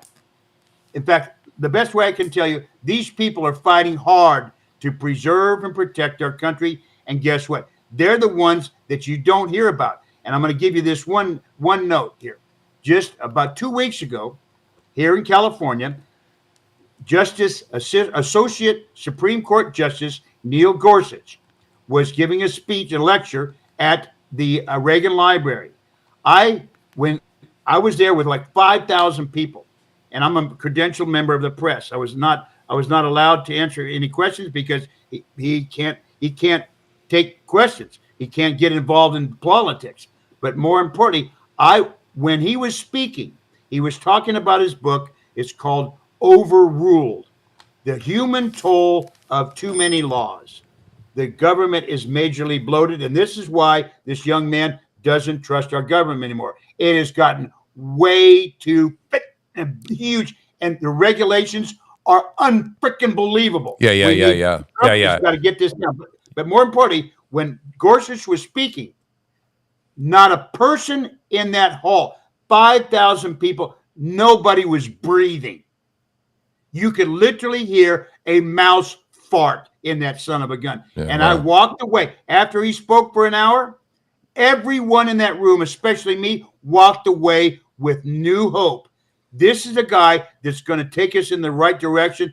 Do we see these? In fact, just the other day, the Supreme Court came down and basically said, hey, the president has a certain amount of what's called immunity, and then there's the presumptive immunity. There's called absolute immunity and presumptive. That changed the game basically at that particular point. But our government works. And maybe one day this young man and I, or this young person and I, can have a conversation. And guess what? Maybe both of us can come away with a new perspective. Yeah. I think that, and Waz is just spouting off over here like a madman. And Waz is a smart guy. But he says the system was set up to benefit the few at the expense of everyone else. And but sold for the benefit, right, of as for the benefit of the people. And I think that in many cases, corruption seeps in, especially when we've been torn from our Christian undermoorings and people don't have consciences anymore. And these people that are lifelong, bureaucrats. I think there's some more things to it. Like, I think we really need to get term limits. I think that's one of the biggest things, that we need to rotate people the hell in and out of there. And then I think in general, making it's a bloated behemoth, right? And so I think the two things that we need to do are make it smaller and make it closer to local. Because more local, you got more control. You can march down there to the city council. You can go in there. You can make a noise. The people are more touchable rather than, that's why it's so ridiculous, the idea of we should have minimal federal regulation and laws, because the federal government is fucking making rules for everybody over in New York City and in cow fart, Oklahoma. That's what Neil Gorsuch was saying. Over the last 30, 40 years, the regulatory agencies have literally inundated themselves. And guess what? There's a thing called Chevron deference. Yeah. We heard about the Chevron case. And that's a big one right there. What it says now, the courts decide that these regulatory, get the son of a bitch out. The courts are the ones who decide. But to this young man that doesn't trust any, that literally is going on a rant, but that's okay. If he feels that way, I support him 100%. Let's one of these days have a conversation. But this book right here, The Enemies Within, written by my friend Trevor Loudon, an 700-page book, identifies by name this 150 people within our federal government, the congressmen, senators, and the bureaucrats, mostly the congressmen and senators. Give me before we get the hell out of here, Hugo. They're the ones waging war. You told me about a book, and I want to mention it and shout it out to everybody. And then I want you to drop a few names for me, these bastards in Congress and Senate that we need to get rid of. But for Trevor Loudon, you said wrote a book, right? What's the name of that book you were telling me about? It's called this book, The Enemies Within. There you go. In our documentary, our first documentary, and in our second documentary, I direct people to go to this book. In my book, I name the people that are screwing this whole thing up. These people are pure, unadulterated neo-Marxists. Yeah. Okay. AOC, So if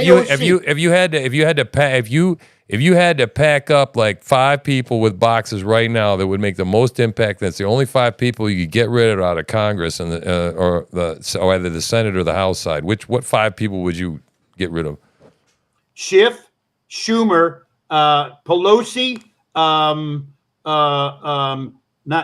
so much. What's the guy's? Oh, he's not Durbin and one other guy. Oh, and Cory Booker. Yeah. Little Dickie Durbin. Right Yeah. I would only haggle on the last 2 only because there might be some people that were more worthy that I would feel that would be on the list. But I agree with the first 3, absolutely. I would kick Mitch McConnell to the fucking curb. But personally, McConnell, well, he poor Mitch McConnell, bless his heart. His wife's father. You know who his wife's father is, right? I know who his wife is, and I don't remember exactly who his wife's dad is. Her father is a Chinese shipping. Yeah. This guy has a major. Geez. Guess what? They have, and one of the things you want to watch out for, and this is part. We talk about this in Defining a Nation. Well, not so much, but in our documentary coming out on September 7th, how the Marxist political warfare has aligned themselves with China's unrestricted warfare. There are millions of people right now here in the country that are Chinese nationalists, and they're basically silent. They're just running around, moving around, and guess what? China wants America. Yeah. Have your listeners look into the BRI. You know what the BRI is? I don't know. The Belt and Road. Oh, yeah, the Belt and Road Initiative. Yeah, absolutely. Yeah. China's a whole conversation for another day. We're going to have you back, Hugo. We love you here on the TruthSlinger Project. Listen, I want to just tell you one thing that Woz said. He wants you to check out the book by Anatomy of the State by Murray Rothbard. I don't know if you read it, but he said... I've heard about it. Yes, I'll definitely check it out. Good. Well, Anatomy listen. of the State. Yep. Yeah, we really enjoyed having you. I think from all of us, we can say thank you, and we'll have you back, and we'll definitely have you back before the September 7th, but we will have you back on the 7th as well. And Waz is saying, a number of people are saying what a great conversation was, what a great documentary was. I think you impressed a lot of people here, man. Colton Buck Jasper says, good stuff. So we'll have you back, Hugo. Thank you so much to everybody. Please watch out for our documentary and help me spread the word. I've put a great deal of effort. On September 7th, our documentary called Legacy of a Nation premieres on our website at preservingamericaepac.com. It costs less than a cup of coffee to watch. $1.99. Yep. That's how I'm going to retrieve a little bit of my money, and we're going to show you how what you can do to literally handcuff these congressmen, these Marxists, right to their desk. That's a figure of speech, but when they try to introduce these policies, you snap, you shut them down. Nope, you're not going to do shit. Yeah, good. Well, we'll make sure everybody goes to epac.com, right? No, yeah, Preserving America, EPAC.com. Preserving America, EPAC.com. Right. Mama put the link in the chat, and we'll do that. All right. Thank you very much, Hugo. Enjoyed having you. Good night, sir. Good night. Love you guys. Take care. Love you too, buddy. Bye. All right, man. That was awesome, right? Hugo does rock. Hugo rocks. He's a very smart guy. And by the way, this guy, he's not a lightweight. He knows people, former intel agency officials that still have security clearances, FBI, CIA, DHS people. He's in the know, right? Yeah, good shit, man. This Hugo is the bomb, man. We like Hugo here. We really, really enjoy Hugo. So, yeah, let me go back to rioting and let's see what the hell's going on. Huh? Yeah, I don't know. We haven't. I'm curious to see what the hell's going on. Yeah, I think that worked out okay, guys. That was fun. Yeah, I thought that was pretty good, right? Nice break. Yeah, it was a nice final presidential debate. Good evening from the Thomas and Okay, so what the hell, man? Portland Andy must be gone off, and now I'm getting the debate, the last debate, so we probably don't want that feed. We'll have to replace that. So that's Wolf going on. See if you can find me something to put in the third window. So you guys enjoyed that? Good. You loved it? Good. Good. I like to mix it up. I like the different ideas, and I got a little more out of it than the last time we talked to him. I start crying. I'm not holding a piece of cloth. I'm holding a baby, an innocent baby. He gives me some hope. A soul that Right. deserves to live. This woman's crazy. To have the right. An animal. Thank you. We try to be. We try to be funny. We try to be informative, entertaining, Thank you very much, McAllister, for the $9.99. all that kind of stuff, right? Thank you, good sir. And hoping to be well-rounded, right? So we want to do documentaries on Wednesday night. Friday night we're going to have a panel discussion, and debate nights and panel discussions. It's going to be like Brady Bunch night, you know. But you do have missiles. You've been shooting them. All right, hold on a second, guys. Hey, what's up, Hugo? Fuller McAllister has just tipped $9.99. Wolf, great work tonight as always. Possibility of an erection election voted on for future cast? I will provide the Pepsis. I came here from Atlanta and everybody was worried about me. They said, you go by yourself, something's going to happen. I said, I'm going to my people. Hi, Julius. My family. These are my people. When I walk back, If any of you out there like beer, try Windmere Brothers Drop Top Amber Ale. It's pretty good. So we keep ourselves. So please. I look like a smoky It's flavor. not just about Palestine. I swear to God, we could end this in one day. Could end this in one day. He wants us to all be united. Thank you guys so much, all of you. Thank you for all the organizers. Thank you for all of you, and I love you all. You know, if you paid for his flight, he probably would go. He seems kind of like that type of dude.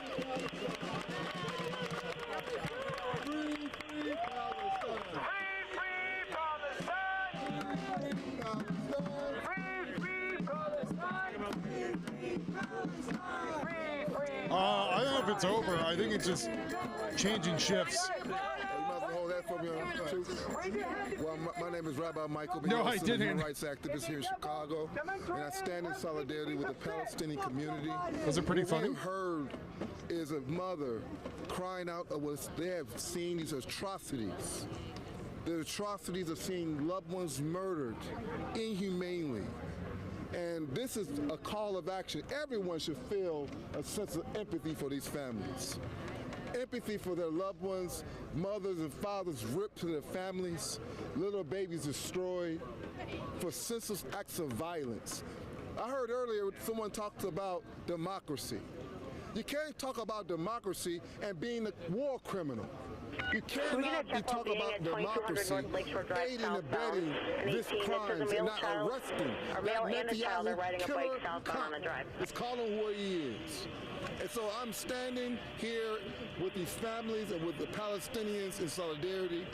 Black and brown, we truly understand their pain because we have been victimized. Came as a reckless driver from LaSalle Lakeshore. So the male Hispanic riding a bike on the 4-lane highway with a child on the Oh, you like you saw the interview, Woz, with Roger Cates? Do you think I took him to the woodshed? I was trying to be really sneaky, man, and ratchet it up. I told Richard that I'm gonna turn up the heat slow and boil him like a frog. He won't even know what hit him, man. He'll be boiling before he knows it. And the problem was I got on and I expected to have him for like 40 minutes, and he's like, "Oh man, I only got like 20 minutes," and I'm like, "Whoa." I gotta speed it up, right? And so I had to change. That was the first time I ever did anything like that, man. I was, I was scared. I was nervous. Yeah, good. Yeah, it was fun. I mean, like, I think that it was very, very exciting, and I think that the more that I do it, the more I'm gonna like enjoy it, and the less be kind of like. It's happening. What's the procedure? So, yeah. No. He, when I started to really hold his feet to the fire, he didn't have much to say, did he? By the time I brought out the howitzers in the end, and I'm screaming at him across the phone going, "You like that communism? How you like that communism shit, man?"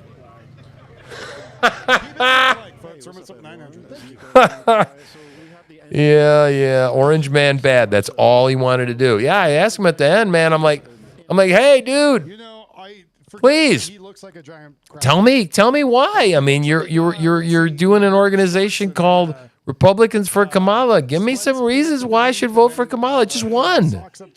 Anything. Fuck.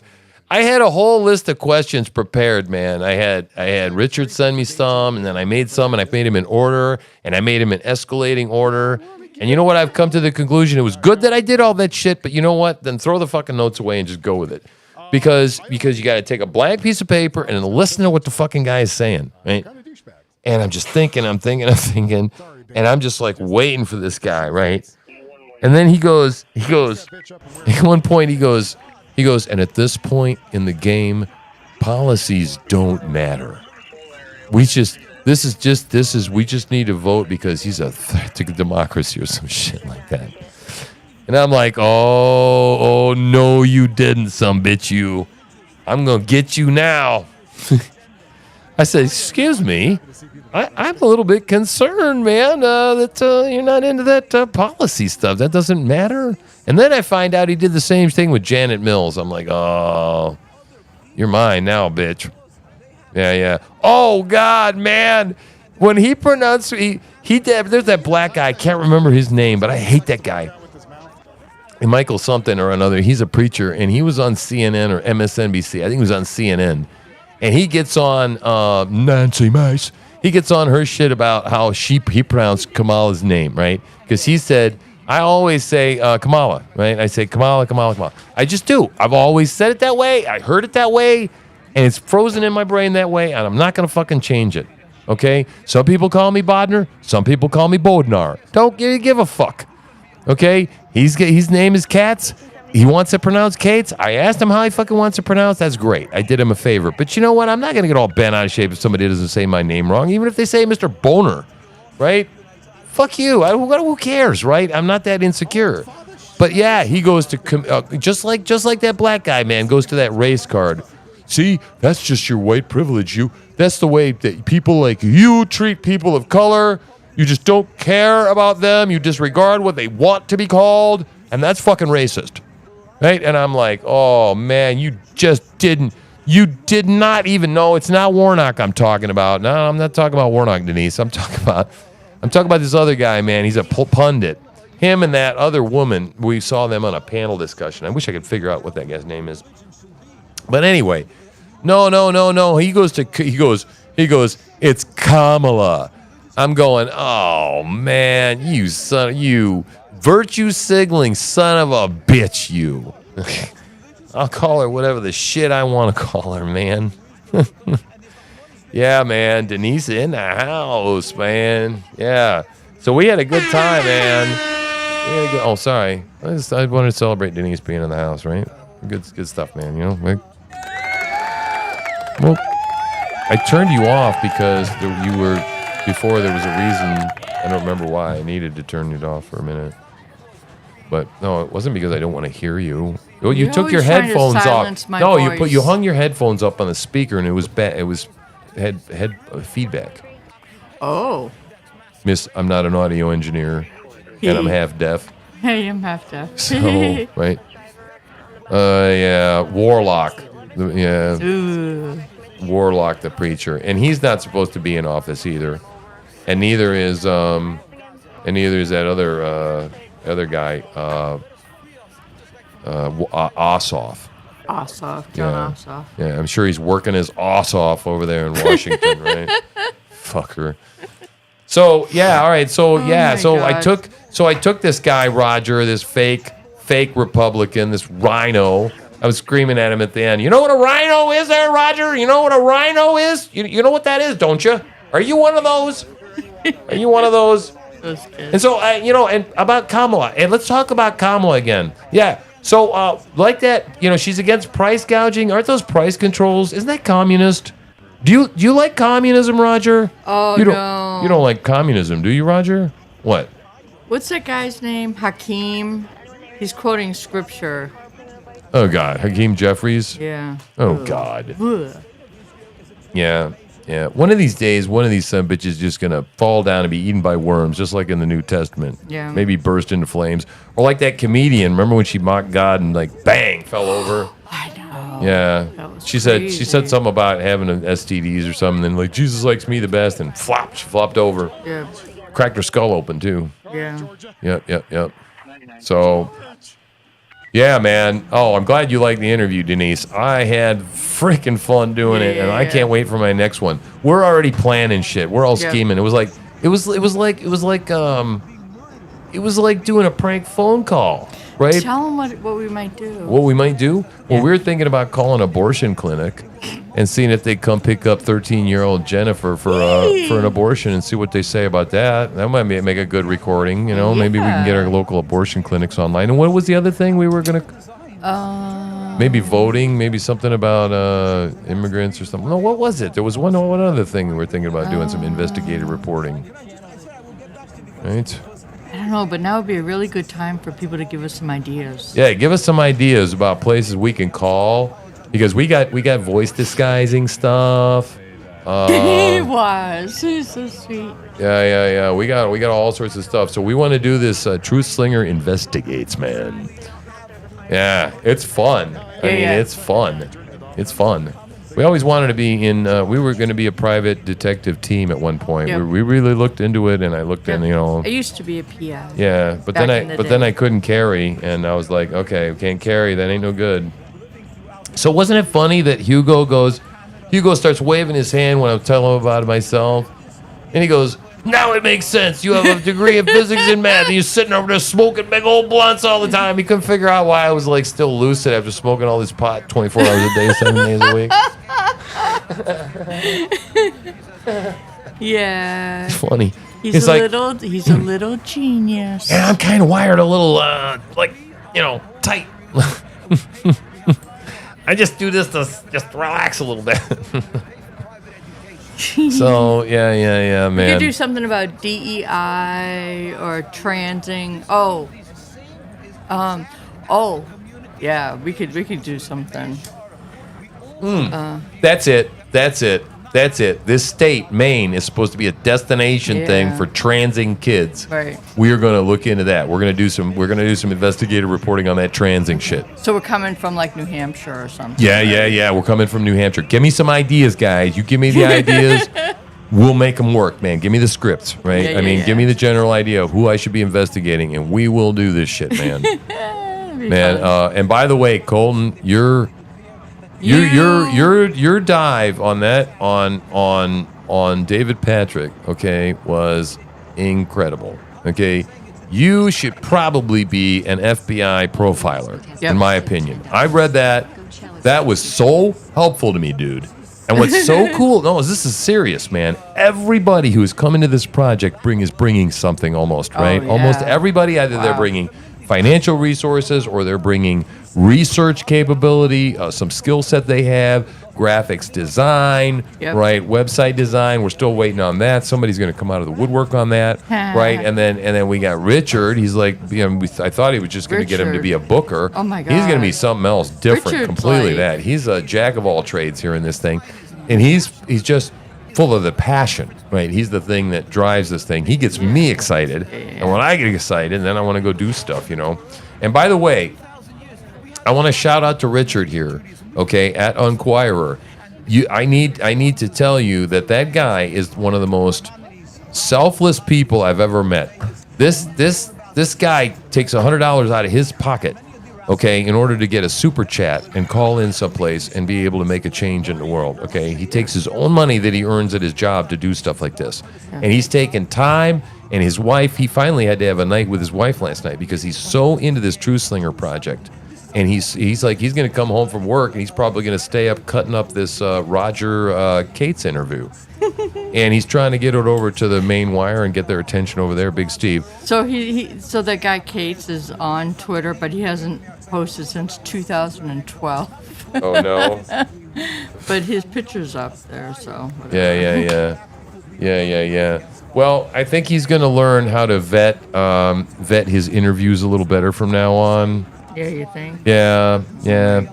I think he's gonna check people out a little bit before he goes on any more podcasts. I think I gave him a lesson. I took him to the woodshed. Took him around back. Took him to the woodshed.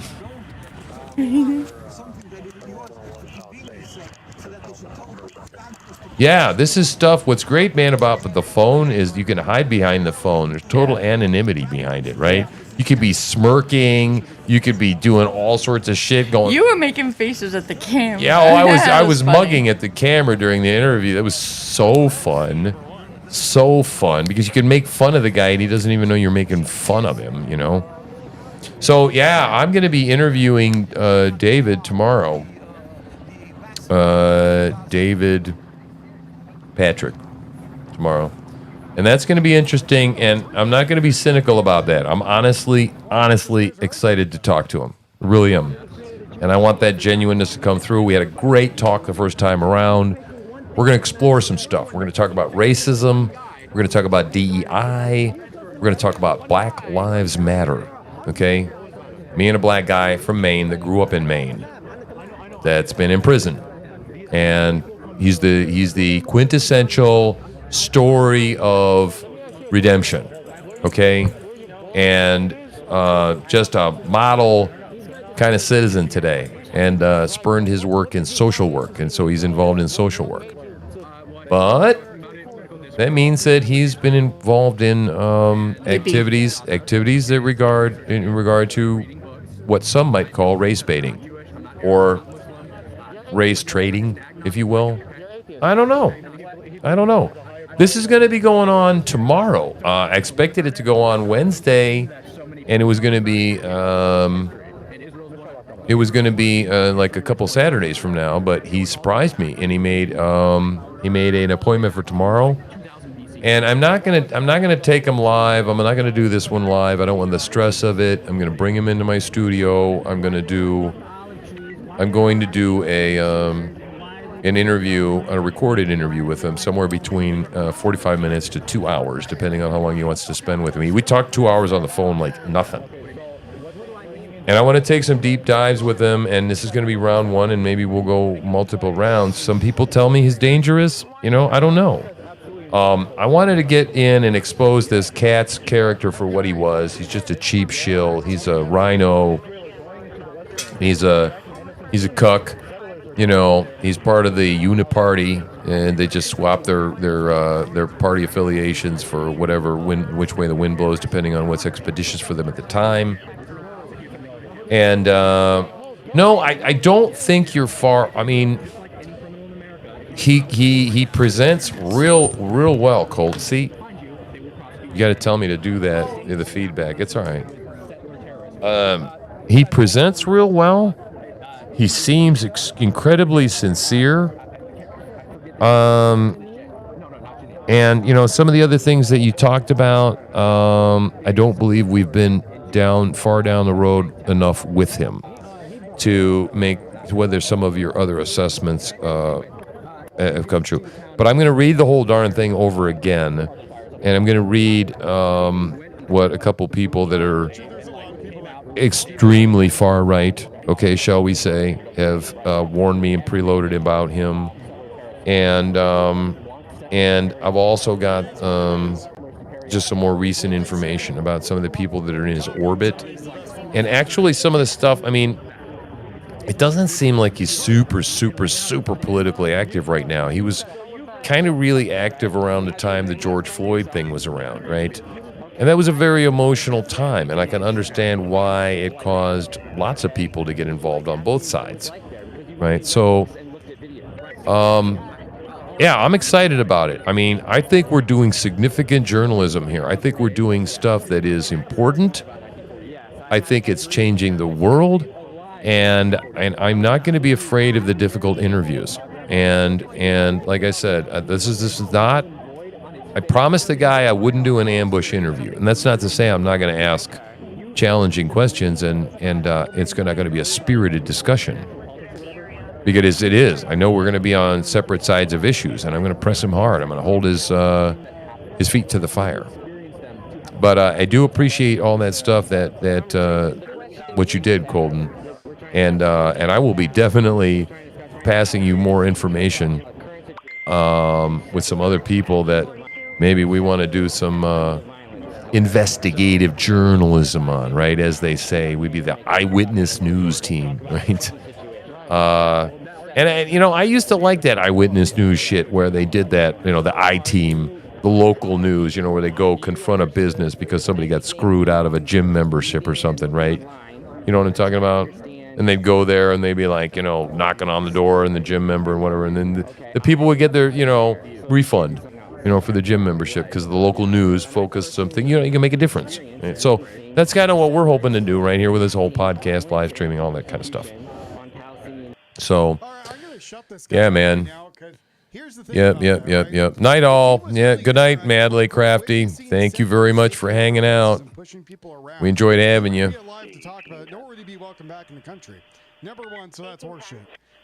Excellent. Right, so we got 0 people on. Why is YouTube like nobody fucking watching? Nobody. 0. What the hell, man? It's so weird. I mean, Christ, I got 8 people watching on Rumble at least. Well, I mean, you know, 6. Me and Waz are 2 of them, probably. One day, my number is going to be immaterial. My 1 won't matter because the number is going to be like hundreds, and it's going to be like, hey, I'm just less than 1% someday. Good night, Blockade Runner. Thank you for joining us. We'll see you tomorrow. Because basically, it's not going to mean a fuck all. Like, yeah, it doesn't look like it. It doesn't look like there's going to be what. There's no rioting, man. Oh, it's Bill Clinton. Even more so that you are now saying that you were at the West Bank. Sure. Allegedly, even though he looks like he's 12. Huh? Sure. Yeah, oh, definitely. A president can answer that call.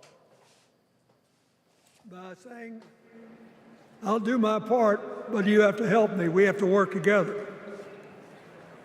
Or you can dodge what needs to be done by dividing, distracting, and diverting us.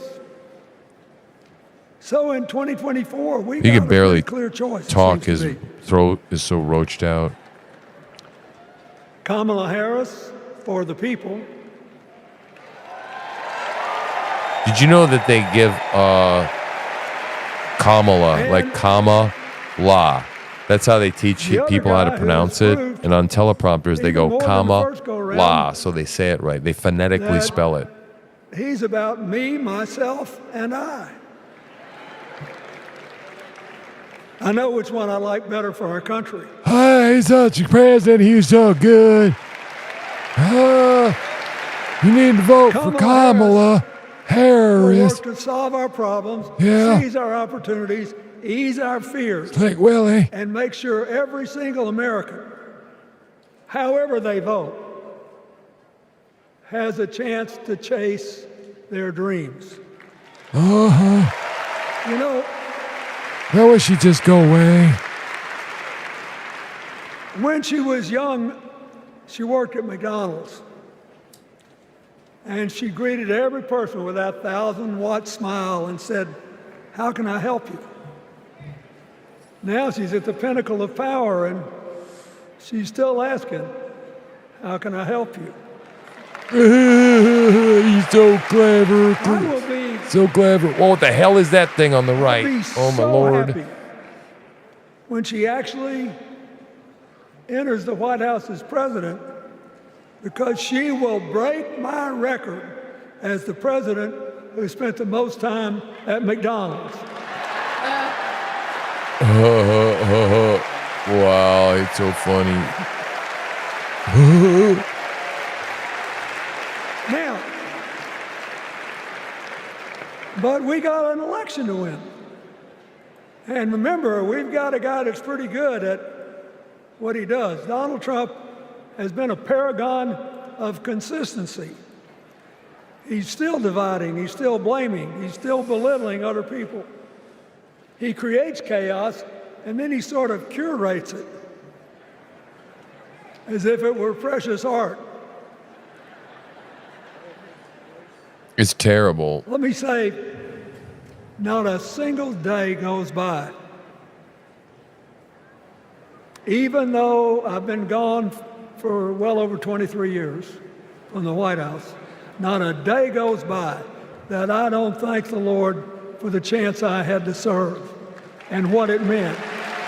There's not a day goes by, I don't think to myself, the world would have been a much better fucking place if you'd never been president, you pervert. Thank you.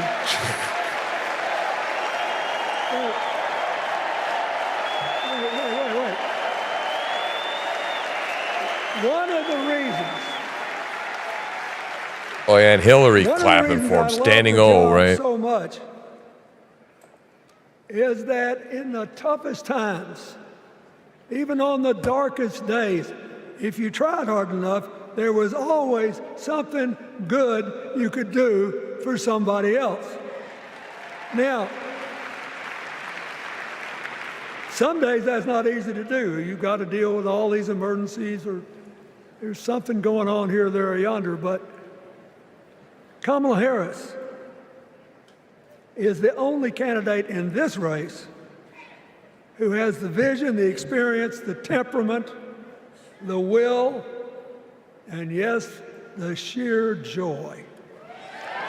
She's got the joy down in her heart, down in her heart, down in her heart. She's got the joy. What does her opponent do with his her voice? He heart. mostly talks about himself. Hey, 1,500 views on X, So man. the next time you hear him, don't count the lies. Count the eyes. What the fuck is he talking about? Count the eyes. His vendettas, his vengeance, his complaints, his conspiracies. He's like one of those tenors opening up before he walks out on stage like I did, trying to get his lungs open by singing me, me, me, me, me, me.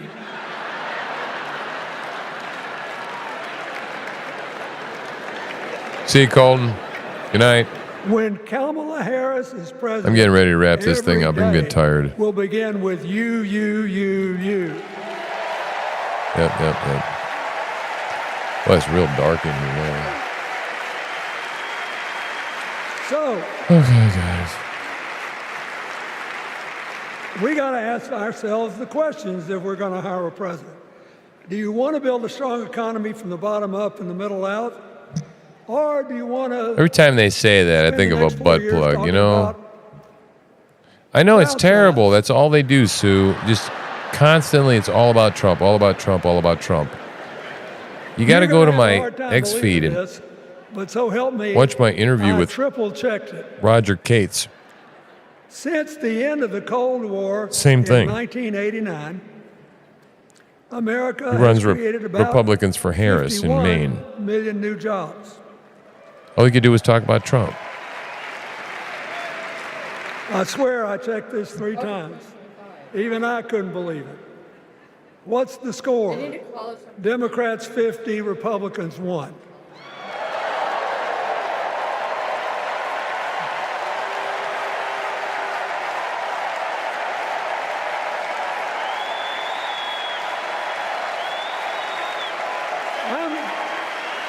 These people, all they do is make fun of other people.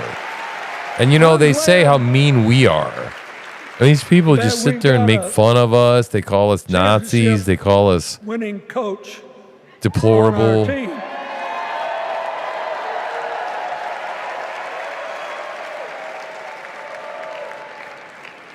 But even the most limited of us in what we know about football or any other sport knows that if you're got 50 and the other side's got 1, you're ahead. What the fuck is he talking about? What about affordable housing? It's a terrible problem in America now. We need more. Yeah, what? The government will build houses. It'll be great. Affordable health care. Oh, the government will hire doctors. It'll be great. On monthly payments for insulin and a $2,000 a year out-of-pocket limit, and are trying to cover more drugs by bargaining for prices. We need more financing for small businesses. We need still to strengthen our alliances. I almost croaked in the first debate of this election season when President Trump said nobody respected America anymore like they did when he was president. Wait a minute. What about the Biden disaster in the debate? What about that? What about we got a vegetable for a fucking president? Look, you gotta give him. He's What a about good that? actor. With a straight face, he cited as evidence of the respect that existed for us when he was there, the president's. Yeah, and Joe Biden said that no American serviceman died under his fucking watch, like, ever. Right? Assholes. People who respect us now. And one of the things. Come on, man.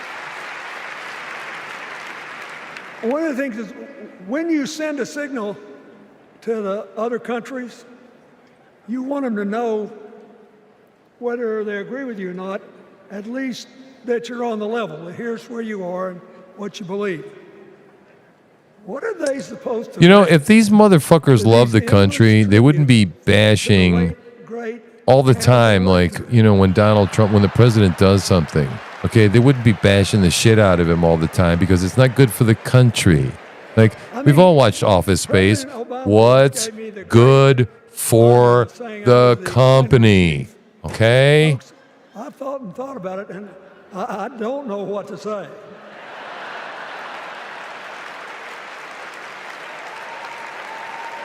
Other countries must be laughing their asses off at us. Like Hakeem Jeffries, I too want an America that's more joyful, more inclusive, more future-focused. Just think.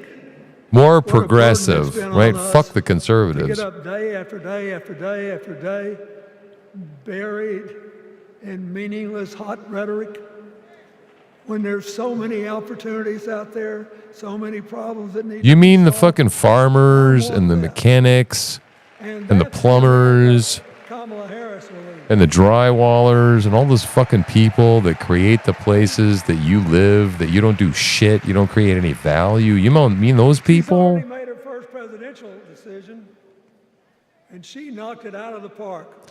When she All right, guys, I'm nauseated. I can't listen anymore. There's only so much of this shit I can take, guys. You know what I'm saying? And I just don't have it anymore. I'm done. It was a long day, and yeah, I'm just toast. I don't have any more to listen to more of Slick Willie. I'll just let Tim Pool analyze it, and we'll watch it tomorrow. And maybe I'll take some snippets and talk about it or something. We'll talk about it on the morning show. We'll go look. Contract first thing in the morning. Yeah. Well, if you want me to, I mean, I'll print it out right now. Yeah, that's fine. I'll take care of it right now. All right, guys. We'll see you guys in the morning. My name's TruthSlinger. We are Hippie Chick, and we are the hell out of here. Moo. Oh, I didn't move loud enough, but now I got to do it again. I gotta do it again. I got to move louder. Okay, I got it. Right. I'm working on it. All right, we got a proper move. Yeah, we got a proper move.